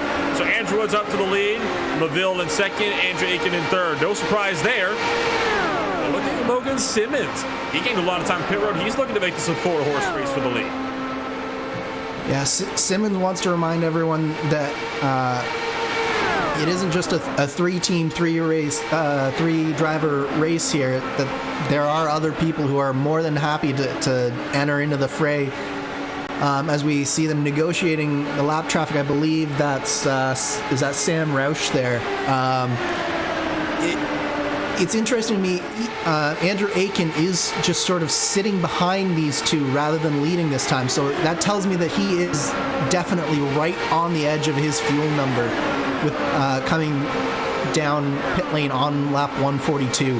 So I would expect you to watch Andrew Aiken sort of sit here behind these two for maybe the next 10-15 laps, save enough fuel, and then potentially turn up the wick and go in a little bit here.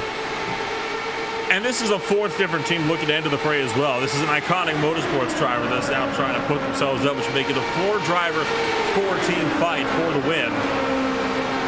And it's these various little battles that would be very interesting to see how these are going to play out. And if Marshall Stanley could potentially close on in, then we'll see the first of 2 teams being able to work themselves out and being able to fight themselves further up towards the end of this thing. But of course, Marshall Stanley first has to close in that gap, and he's currently sitting about 2 seconds behind Simmons at the moment, so Stanley's got a little bit more work to do.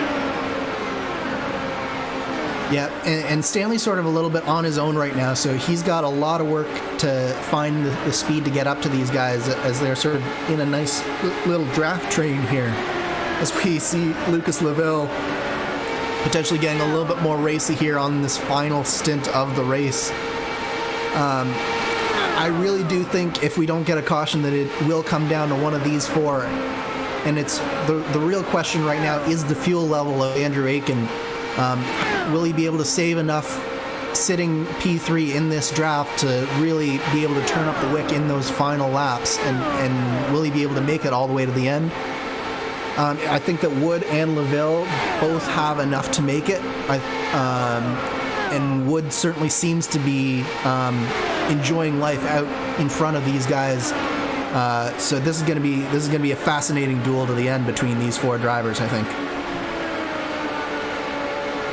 It hasn't been the AeroX domination that we saw in 2018, has it? I mean, these guys have really had to work for here today, and compared to the last time around, a lot of these other big name teams in this series, like Vortec, like Chimera, they have come in with a lot more experience and knowledge now that AeroX has not been able to have the easiest of times out there today trying to get themselves sorted out in their various little strategies. And I think what Andrew Aiken is trying to do at the moment, because I can always guarantee you he's saving fuel at the moment behind LaVille. He's deliberately not going to these positions. And it's the same situation for LaVille. At any point, these guys can try to make those passes. They're not wanting to on purpose because they recognize it could be a fuel mileage race. So they want to save as much as they can now so they have more in the reserve tanks for later. Yeah, absolutely. I will say I do think that AeroX does have the best car here today, but car and setup is only one piece of the puzzle in order to get a victory. You have to have your strategy down, as you mentioned, and some of these guys, I do think that AeroX maybe is a little bit behind the other guys on the strategy calls today, as you saw them all getting caught out in that early caution.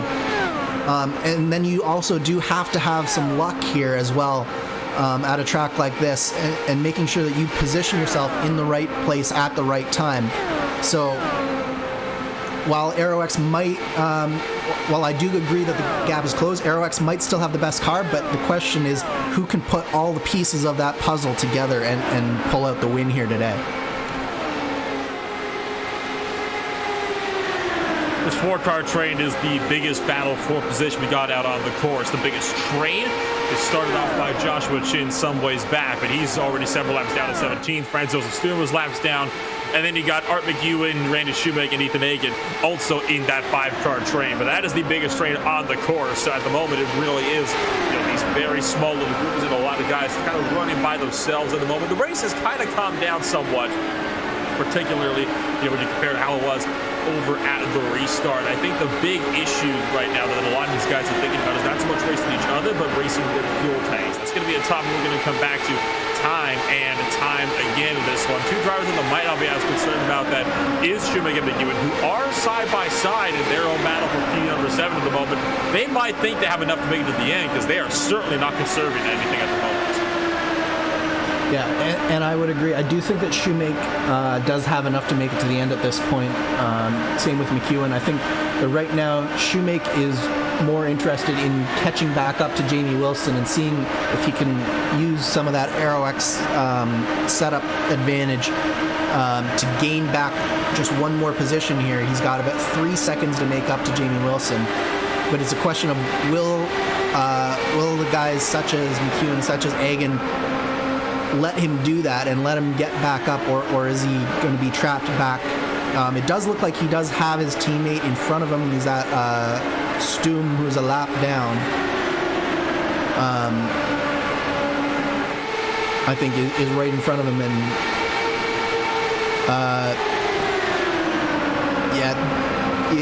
it's gonna be tough for Shoemaker to make any more progress, but hopefully we can see him get up towards Jamie Wilson here in a little bit and create another battle.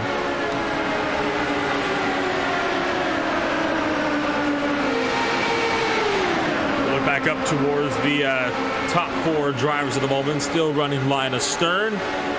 Did see Logan Simmons make a small peek out just behind. You see Andrew Aiken kind of showing his nose as well, but so far nobody's wanted to really go for any kind of these positions to do. This will be an interesting one, so to speak. I think this will be a tight race towards the finish as well. Yeah, so like, for instance, if I'm Logan Simmons here, I'm just sitting here trying to save my tires, save my stuff as much as I possibly can, while just hanging out in the draft and seeing where all of these guys are strong and where they're not quite as strong. So what you're looking for here, if you're, say, Logan Simmons in the back, is where are they changing lanes? Where are they drifting out in the corners? How much is, for instance, Andrew Wood drifting up on exit here? Is that some place that I could potentially get a run on him later on in the race?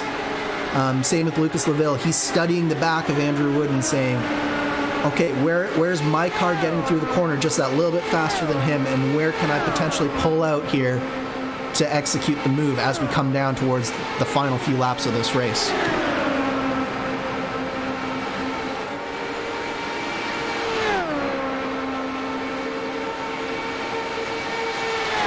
Andrew Wood still holding strong. It does look like it's almost more of a Chimera domination. That team has been the crew to lead the most amount of races thus far today, and it'll be tight to see if Andrew will be able to hang on, because unlike what we saw at Kansas Speedway, where you had 2 teammates that were working together to make sure you could get an easy 1-2 finish, you got 4 different teams with 4 different drivers up here in this battle for the lead. So Andrew Wood will not be able to have any kind of support this time around if he wants to try to pick up yet another win.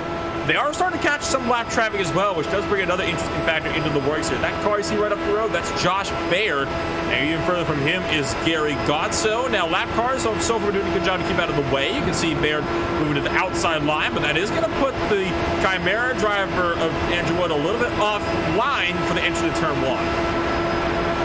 Yeah, absolutely. Even when the drivers cooperate, what it does is it gives people other options. So, for instance, you saw Lucas Laville actually went up behind the lap car there briefly to get a little bit better line into the entry on a turn 1 and hopefully get a little bit better through the middle of the corner, carry a little bit more speed, and then get a run coming out of the corner.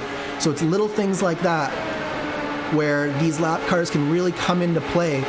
First of all, as they tow Andrew Wood around the track as he's catching them, but then as each of these cars go by, there'll be little places where they can potentially get an advantage and potentially get a spot up here.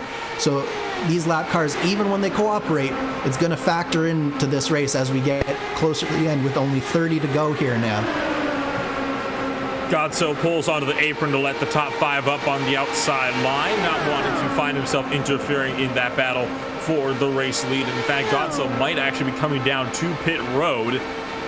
Keep himself on the apron from round 3 or 4, and the 5 car is coming down to pit road. So we will be seeing one driver making one more stop. Of course, Godso is several laps down, so he's very much on different strategy at the moment than these race leaders are. So I almost want to say it's not necessarily surprising to see guys like him coming down a little off cycle from the leaders. Are kind of running their own race at the moment. They're not trying to impact the leaders, so you're got to get out of the way for the leaders anyway. May as well come down and make sure you have enough fuel to make it to the end under your own power.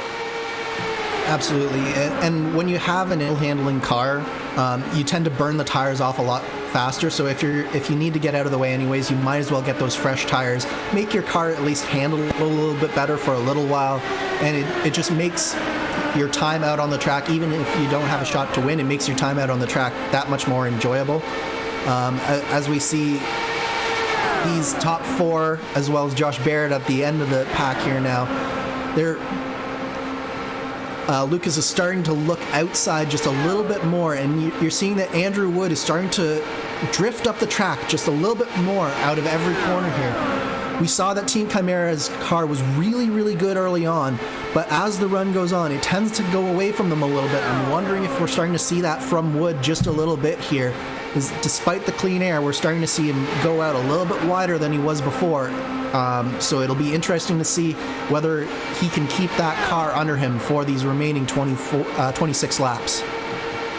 Well, and it's also important to remember that you can't follow the same racing line as you go on throughout one of these races. You might be able to do that in a stock car, but certainly not in an IndyCar, such as what we're seeing here today. I mean, these guys have got to try to work their way top to bottom to some of these corners, especially as you get later into a run. A more wider arc is going to do you better because you continue to carry the same speed through, but you're not burning up your tires nearly as much. It also takes away the outside line from drivers further in behind. Guys like Luke Laville, who is already starting to look around for the outside line to try to get better momentum runs out of turn 2 and out of turn 4 in an effort to try to close in the gap to Andrew Wood. You got to very well keep that in mind, that if you take away the line where all the runs are coming from away from your opponents, they're not going to be able to get a run on you and overtake you. Yeah, you're on the limit of grip throughout the entire lap here, through the corners. So as the grip goes down and as those tires wear out, you just simply don't have the traction to stay on the bottom. But what it does is it does take away the top, as you mentioned, but it does potentially expose Wood for a crossover maneuver. So it'll be interesting to see if Lucas really stays on that top line and really tries to go after it, or maybe one of these times he sort of takes his momentum and goes to the inside. And I think that one of those types of maneuvers, once you see that happen, you know that Lucas will be just fine on fuel and is ready to sort of take control here. Similarly with Andrew Aiken in third place, you're looking for him. We mentioned that he was sort of sitting there and maybe saving a little bit of fuel. There'll be a point in time where you see he suddenly starts to go and look for a different line rather than follow in the tracks of Lucas Laville like he has been so far. Talk about how these drivers have got so few laps to go, 21 remaining at the moment. 57 laps is roughly about how long you can go on one fuel window. They're going to be right at 57 to 58 laps when this race is complete. This very much is a race against your fuel tanks here. And some drivers might not have enough to make it to it at the end, particularly guys like Jamie Wilson, who came down 39, make it 40 laps to go now. They're going to be going 3 laps longer on the fuel tanks than it's anticipated you can go. And we saw, Joshua Chin under that latest caution when he had to come down pit road and duck out of the last second. He was right on 57 laps, and he ran out of fuel trying to make it down pit road under the caution period. So if this race ends up the way I think it's going to go, some of these guys, they have to come in again, and Jamie Wilson is one of them. Yeah, and just an indication of that is Jamie Wilson just passed Logan Simmons by the looks of it.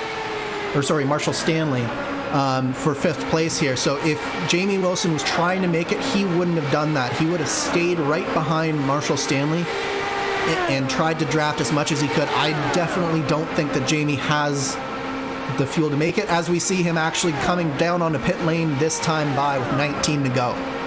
Right on cue. You can't make it to the end. Don't bother staying out until you have no time to make up any kind of ground. So Jamie Wilson coming into pit road, gets down safe and sound. So we have no issues so far coming down on pit road. Question is, how much time will he be losing on pit road? A lap for sure, as the field is coming around through 3 and 4, with Andrew Wood still leading it, by the way. At this point, I think LaVille, Aiken, and Simmons will all have enough to make it to the end because they've been saving so much. The only real question at this point is Andrew Wood, because he's been the one that's been allowing all these drivers to save in fuel right behind. Yeah, absolutely. I'm actually surprised that Wood has wanted to lead for so long here, because he is right on the edge of that window. So he must be either very confident that he can make it those full 57 laps and that he won't run into the same problems that his teammate Josh Chin did despite leading all of these laps, or he just knows that he can't make it and there's nothing he can do, as we see Logan Simmons actually trying to go by Andrew Aiken here now. Art McEwen, meanwhile, had come down pit road, so even more drivers trying to come down pit road, and these top 4 not among them. Look at LaVille, he's getting feisty. He does not want to wait around any longer. Lucas LaVille trying the outside line to get a run on Andrew Wood to go for the race lead. 64 coming up the track, but he cannot fight him off. It's Vortex Sim Racing's Lucas LaVille to the race lead. Yeah. Didn't I say with about 15 to go, you see the wick gets turned up and Lucas LaVille wants to lead this race now. And we're seeing that Andrew Aiken still hasn't been able to turn up that wick as Andrew Wood and Logan Simmons get so close through turns 1 and 2. So close, might have even banged the wheel. I saw Simmons shoot sideways. I thought we were about to get ourselves another caution, but the 92 car hangs on. He's going to fall back to the clutches of Andrew Aiken, who's trying to punch his ticket up and maybe retake the 3rd position. Josh Baird is a lap car in the middle of all this. He's the 3rd car in line. If I was Josh Baird, I'm getting the heck out of the way. I do not want to play spoiler in a battle that is this big for a race win. And Andrew Wood trying to run down Lucas LaVille, and I believe this would very well be, one of Wood's only wins. It would be his maiden win in the series. So Andrew Wood, he's going for glory. Caught him behind! Josh Baird banging doors with Andrew Aiken off of 4. Yeah, Josh Baird just needs to get out of the way here. He's a lap down. He can't be influencing the race like this, and that was inches from disaster with Andrew Aiken. But you can see that Andrew Aiken knew, and he saw Lucas LaVille starting to turn up the wick, and he knew that no matter whether he's good on fuel or not, his only chance is to start going down. He's looking to the inside of Andrew Wood across the start-finish line. Andrew Aiken's trying to go for the race lead, and every time they go side by side, they use that much more fuel. Oh, look out for Andrew Wood. You're going to get squeezed at the outside wall. Aiken holds in line with Lucas LaVille down the inside line in the turn number 3. LaVille holds the race lead for now, but look at Andrew Aiken. He's got so much more speed just in behind. He's just pinned in, and LaVille's giving him no room to work with. He's got Andrew Wood up on top of him as well, so Andrew Aiken just cannot go anywhere at the moment. Are we seeing some bump drafting at 215 miles an hour from Andrew Aiken? He is right under the gearbox of Lucas LaVille, and that car is moving around. The bump and run at a short track in late models, absolutely fine. Even in the stock cars, it's fine. At Indy cars at 220 miles an hour doesn't exist. In that case, we call it a smash and sprint. And it almost looked like that's what Andrew Aiken tried to do. Under 10 to go, and LaVille is under fire. Andrew Aiken desperately wants to go to the bottom here. He does not want to go around the top side, and Lucas LaVille is doing everything that he can to protect it, and it is allowing Andrew Wood to take that outside line and regain the lead of this race here. It's getting too close for comfort, and it's also worth noting, because this is open wheel racing, they follow IndyCar rules. No green, white checkers to save you here. If a caution comes out too late, the race ends under the yellow flag. Aiken goes to the bottom side. Andrew Wood looks to cover and just barely manages that shove off Andrew Aiken. 3 wide through turn 3. 3 wide for the lead. Andrew Aiken down to the inside. It's Andrew Wood in the sandwich with LaVille up on top, and I think Andrew Aiken has got himself the race lead secured, but they're still 3 wide for second. What a move from Andrew Aiken there. He knew we got Lucas LaVille in the wall. Andrew Wood. LaVille up and over, sliding on his lid, rolling down the back straightaway, and somehow no caution flag waves. This race stays green, and it's going to be down to the wire. And huge championship implications from that. Lucas LaVille going from a potential win to having to tow, and he is now on pit lane and out of a shot to win this race, and Ethan Egan is going to now extend his championship lead. You saw it right there, just a bit of contact, pull LaVille into the wall. How that was not a caution, I have no idea. But it's over to the they touch wheels again! Andrew Aiken is going to be furious with this, and he cannot get off of Logan Simmons. Both these drivers getting all too close in comfort. 5 laps to go, and this is the threshold here, Andrew. If they make a caution one more time, this race ends under the yellow flag. Fingers crossed that we stayed green, because this is going to be a treat to watch right to the end. Andrew Aiken, Logan Simmons, what a job Logan Simmons has done. He might not have had the best car all day, but he used the draft, used Andrew Aiken to get up to that lead group, stuck in behind for that last stint, and now he is one-on-one. Andrew Aiken versus Logan Simmons here for the race win with 4 laps to go. Gotta watch that fuel though. 3 laps to go. We're entering lap 55 of an estimated 57 lap fuel run. You gotta be careful. You gotta keep your eye on that fuel gauge. Running out on the last lap was always one of the worst feelings any race car driver can experience, as so many would say in the past.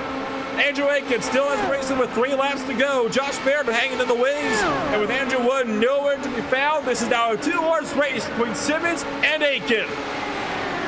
Andrew Aiken is in the danger zone right now. He has to be hoping that Logan Simmons' tires just can't handle it, because what Logan Simmons has is the draft, and Andrew Aiken has no draft. So Logan Simmons, potentially, even if he didn't necessarily have the best car today, he could potentially draft beside Andrew Aiken and steal one right out from Andrew Aiken's nose here. This is a fascinating race. As Logan Simmons he just blinked, didn't he? For a second. He's going to keep it steady, though. This is coming to the white flag. 1 lap to go. This race will end under the green flag conditions. Andrew Aiken, the gap's not much, but the gap is growing. It's 3.5 tenths up now, and it is only continuing to grow. Logan Simmons not close enough. Unless Andrew Aiken has something terrible happen on the last lap, it'll be all in his hands. Josh Baird goes to the inside line, and Simmons lets him through. Andrew Aiken is going to come to turn number 4, and he will take a victory for the Lionheart Indy 300 here at Chicagoland Speedway, and it will be Logan Simmons out of fuel and coasting across the line for second. Wow, what a race we just witnessed there. I'm a little bit speechless. Lucas LaVille ending the race against the wall, but Andrew Aiken with the fastest car all day, he moves his way to the front with under 10 laps to go. What a victory from Andrew Aiken for the Aero X Racing team. An absolutely insane finish to an absolutely insane race. Second place, running out of fuel out of the final corner. I told you got to watch those fuel windows. But Andrew Aiken gets it done in round number 9 of the Classic IndyCar Series here at the Chicagoland Speedway. Let's take a quick look now at your post-race results from round number 9, with all cars having cross-start finish. Andrew Aiken, your race winner by about 3 seconds total over Logan Simmons, pretty much exactly, with Andrew Wood rounding down the podium. Jan Hoppins in 4th, with Marshall Stanley 5th. Randy Shoemaker's in 6th place, with Ethan Aiken in 7th. Caleb Weekly rounds out the cars and finished on the lead lap, down in 8th place, with Josh Baird and Stefan Schlacker rounded out the top 10. Sam Roush coming home P11, 1 lap down, followed by Jamie Wilson, who had to take that extra pit stop. Art McEwen, another one who had to take an extra pit stop, rounds out your 1 lap down cars. 14th, Franz Josef Stum. 15th, Josh Chin. who ran out of fuel under that one caution there. A shame because he was doing so well early on, and he just can't seem to buy a break on one of these ovals here this year. Julian Altena comes home 16th, Gary Godso in 17th. Lucas Laville, he was doing so well for so long, and the racing was just so good, and then it all went away with a few laps to go. Ends up against the wall in 18th, 6 laps down. Todd Novosad, P19, did not finish the race. Same with Jonathan Diggs in 20th. And rounding up more drivers that did not finish this race, Carl Bogle along with Dave Lodel, Robert Groscher, and Willie Schwabauer. Of course, both drivers had registered for the race.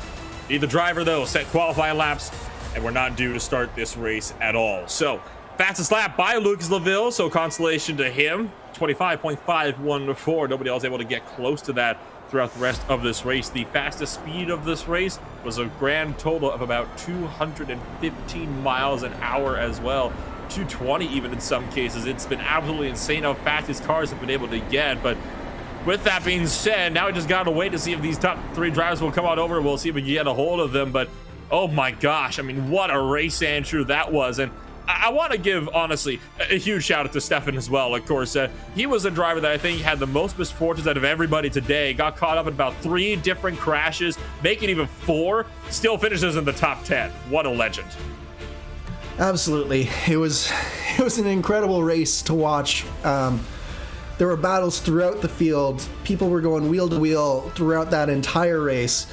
We had 3-wide action. We had fuel strategy. We had contact with under 10 to go. It was really a little bit of everything in that race. It was just a fantastic race to watch.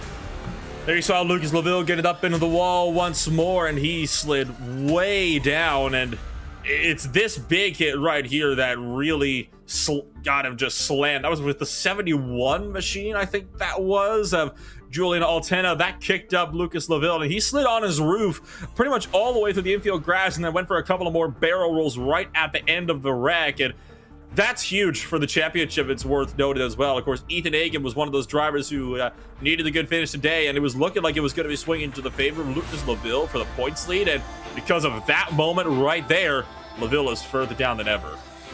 Oh my gosh. Well, Logan Simmons, he appears to be ready to come up and give us a chat, so we'll kick things off with your second place finisher at the end of the day. Logan, you come home 3 seconds behind your finisher, Andrew Aitken, but hey, biggest mover on the day, 23rd to second. That's not bad at all.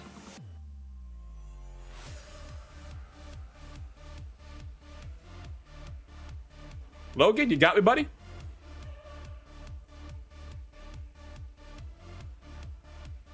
Appears that we've got some slight difficulties with Logan Simmons. We'll try to get a touch with him later on, but, well, in that case, we'll bring up the driver who unfortunately had the most misfortune befall him today. Lucas Laville, you joined us up at the broadcast booth, and tough break for you today. You were looking set for a race win, and you finished 6 laps down. Yeah, it is what it is, I guess. I don't know what to say, really. That was a tough one for me personally, but I mean, just the last few laps we had there before the netcode incident was just a testament of the quality of the racing we can get in this league with the guys, and when you trust the people who you're racing with, we can really produce something special with this old vehicle that is the RAR5. But yeah, great race today.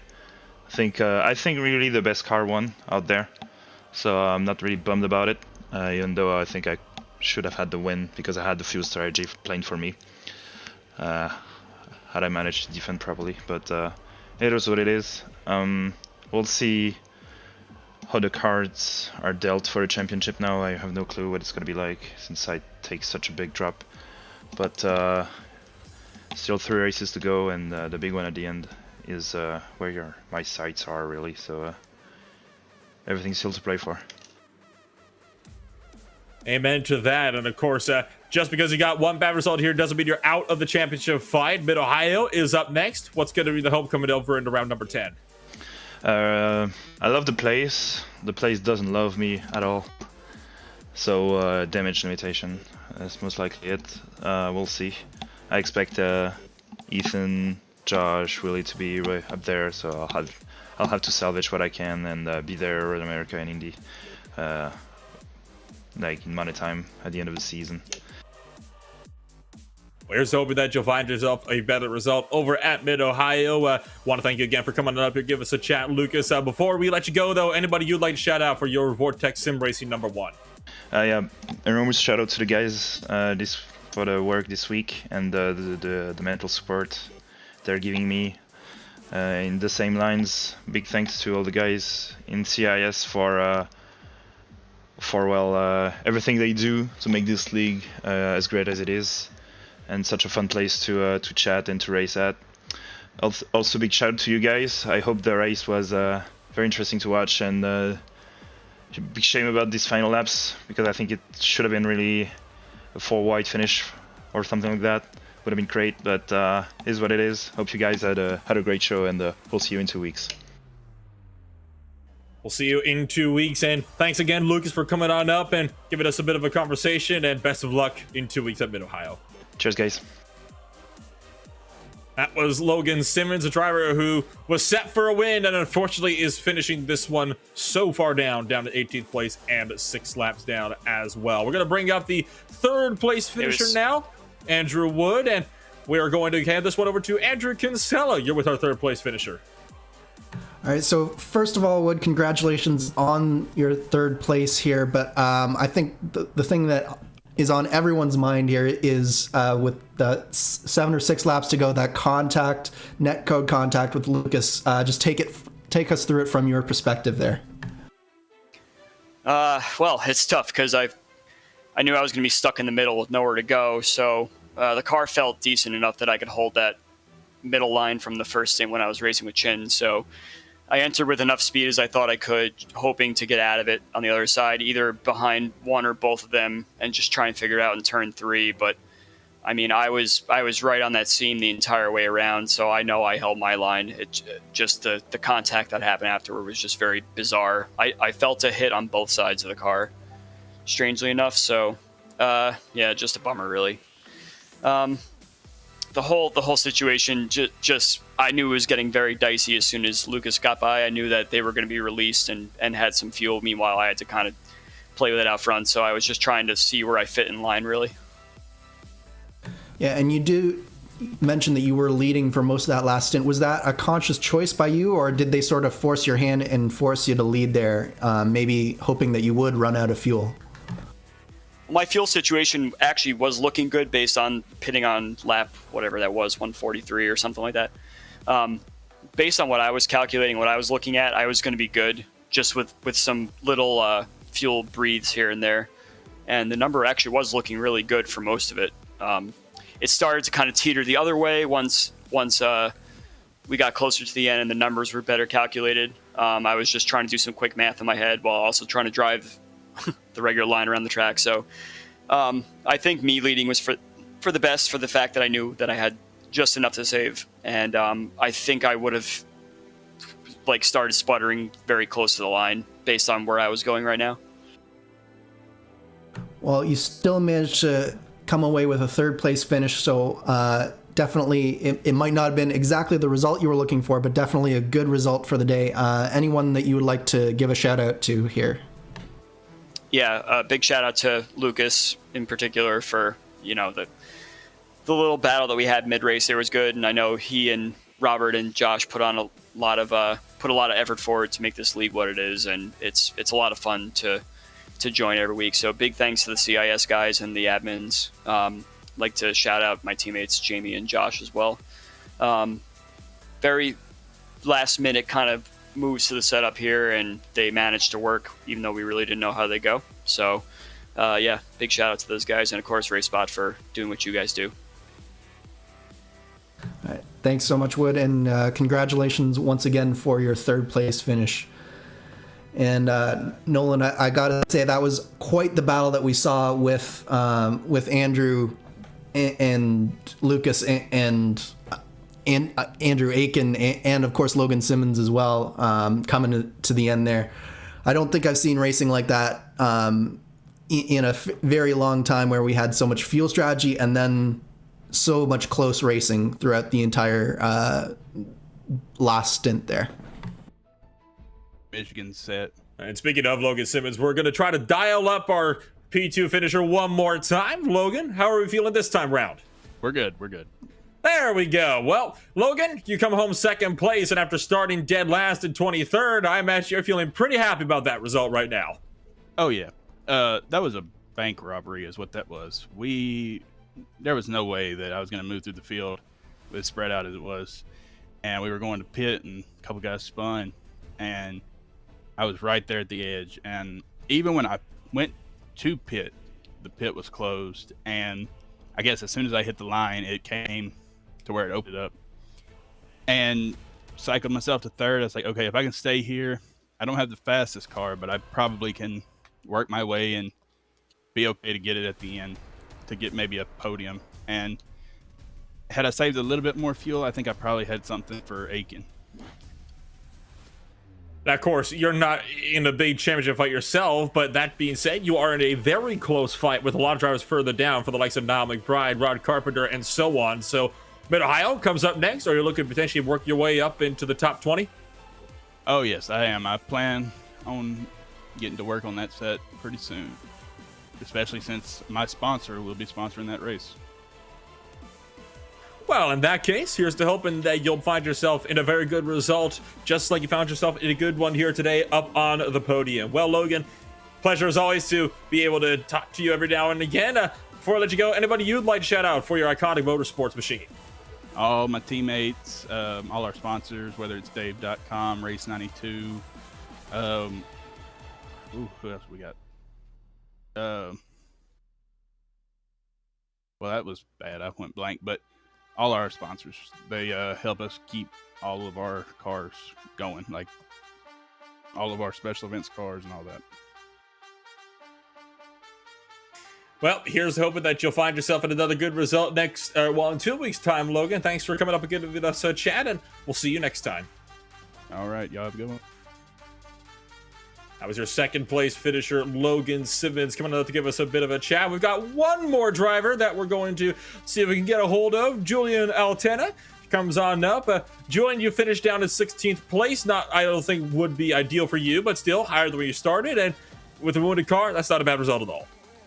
Yeah, the car was wounded towards the end, but overall all night long we were just lacking speed, and I have honestly no clue where that came from. When we did the practices, it felt somewhat decent. It was a little bit off the pace, but it was nowhere near as bad as it kind of made us look in the race itself. So yeah, we'll have to look into the setup itself, myself and Gary. But yeah, I mean it's still better than where I started, but of course not where I want to be. This is, of course, your second race on the season with us here today, and we didn't see you at the start of the season, but we haven't seen you in the last few races. Can we expect to see you again at Mid-Ohio? Yeah, definitely. I got a podium at Sonoma, so high hopes for Mid-Ohio. So yeah, hopefully it's going to go a bit better than tonight, but yeah, I'm optimistic.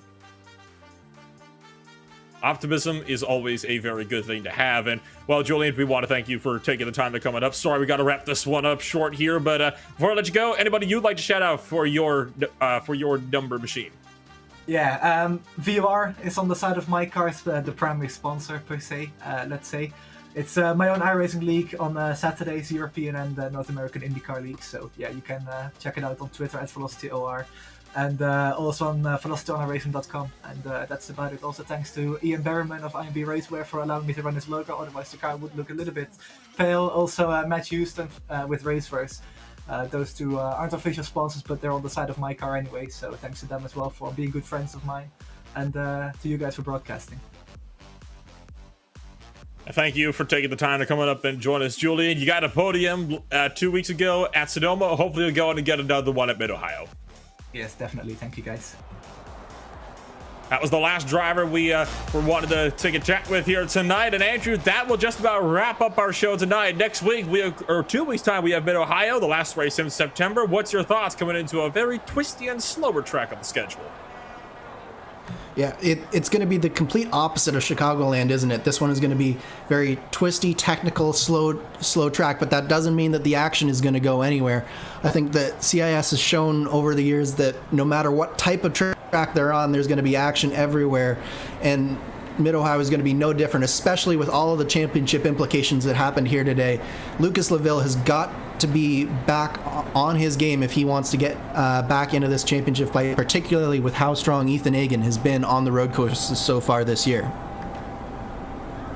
And that is going to be about all the time we're going to have. The championship fight continues to ramp up, and no doubt this will be a fight that will come down right through to the season finale at Indianapolis. I'm Manolo Rebel with Andrew Kinsella beside me up in the broadcast booth with Nico Luis down behind the cameras as technical director for tonight's presentation. Thank you everybody so much for taking time out of your Sunday to join us for the Classic IndyCar Series for the Lionheart Indy 300. We'll see you all in 2 weeks in Mid-Ohio.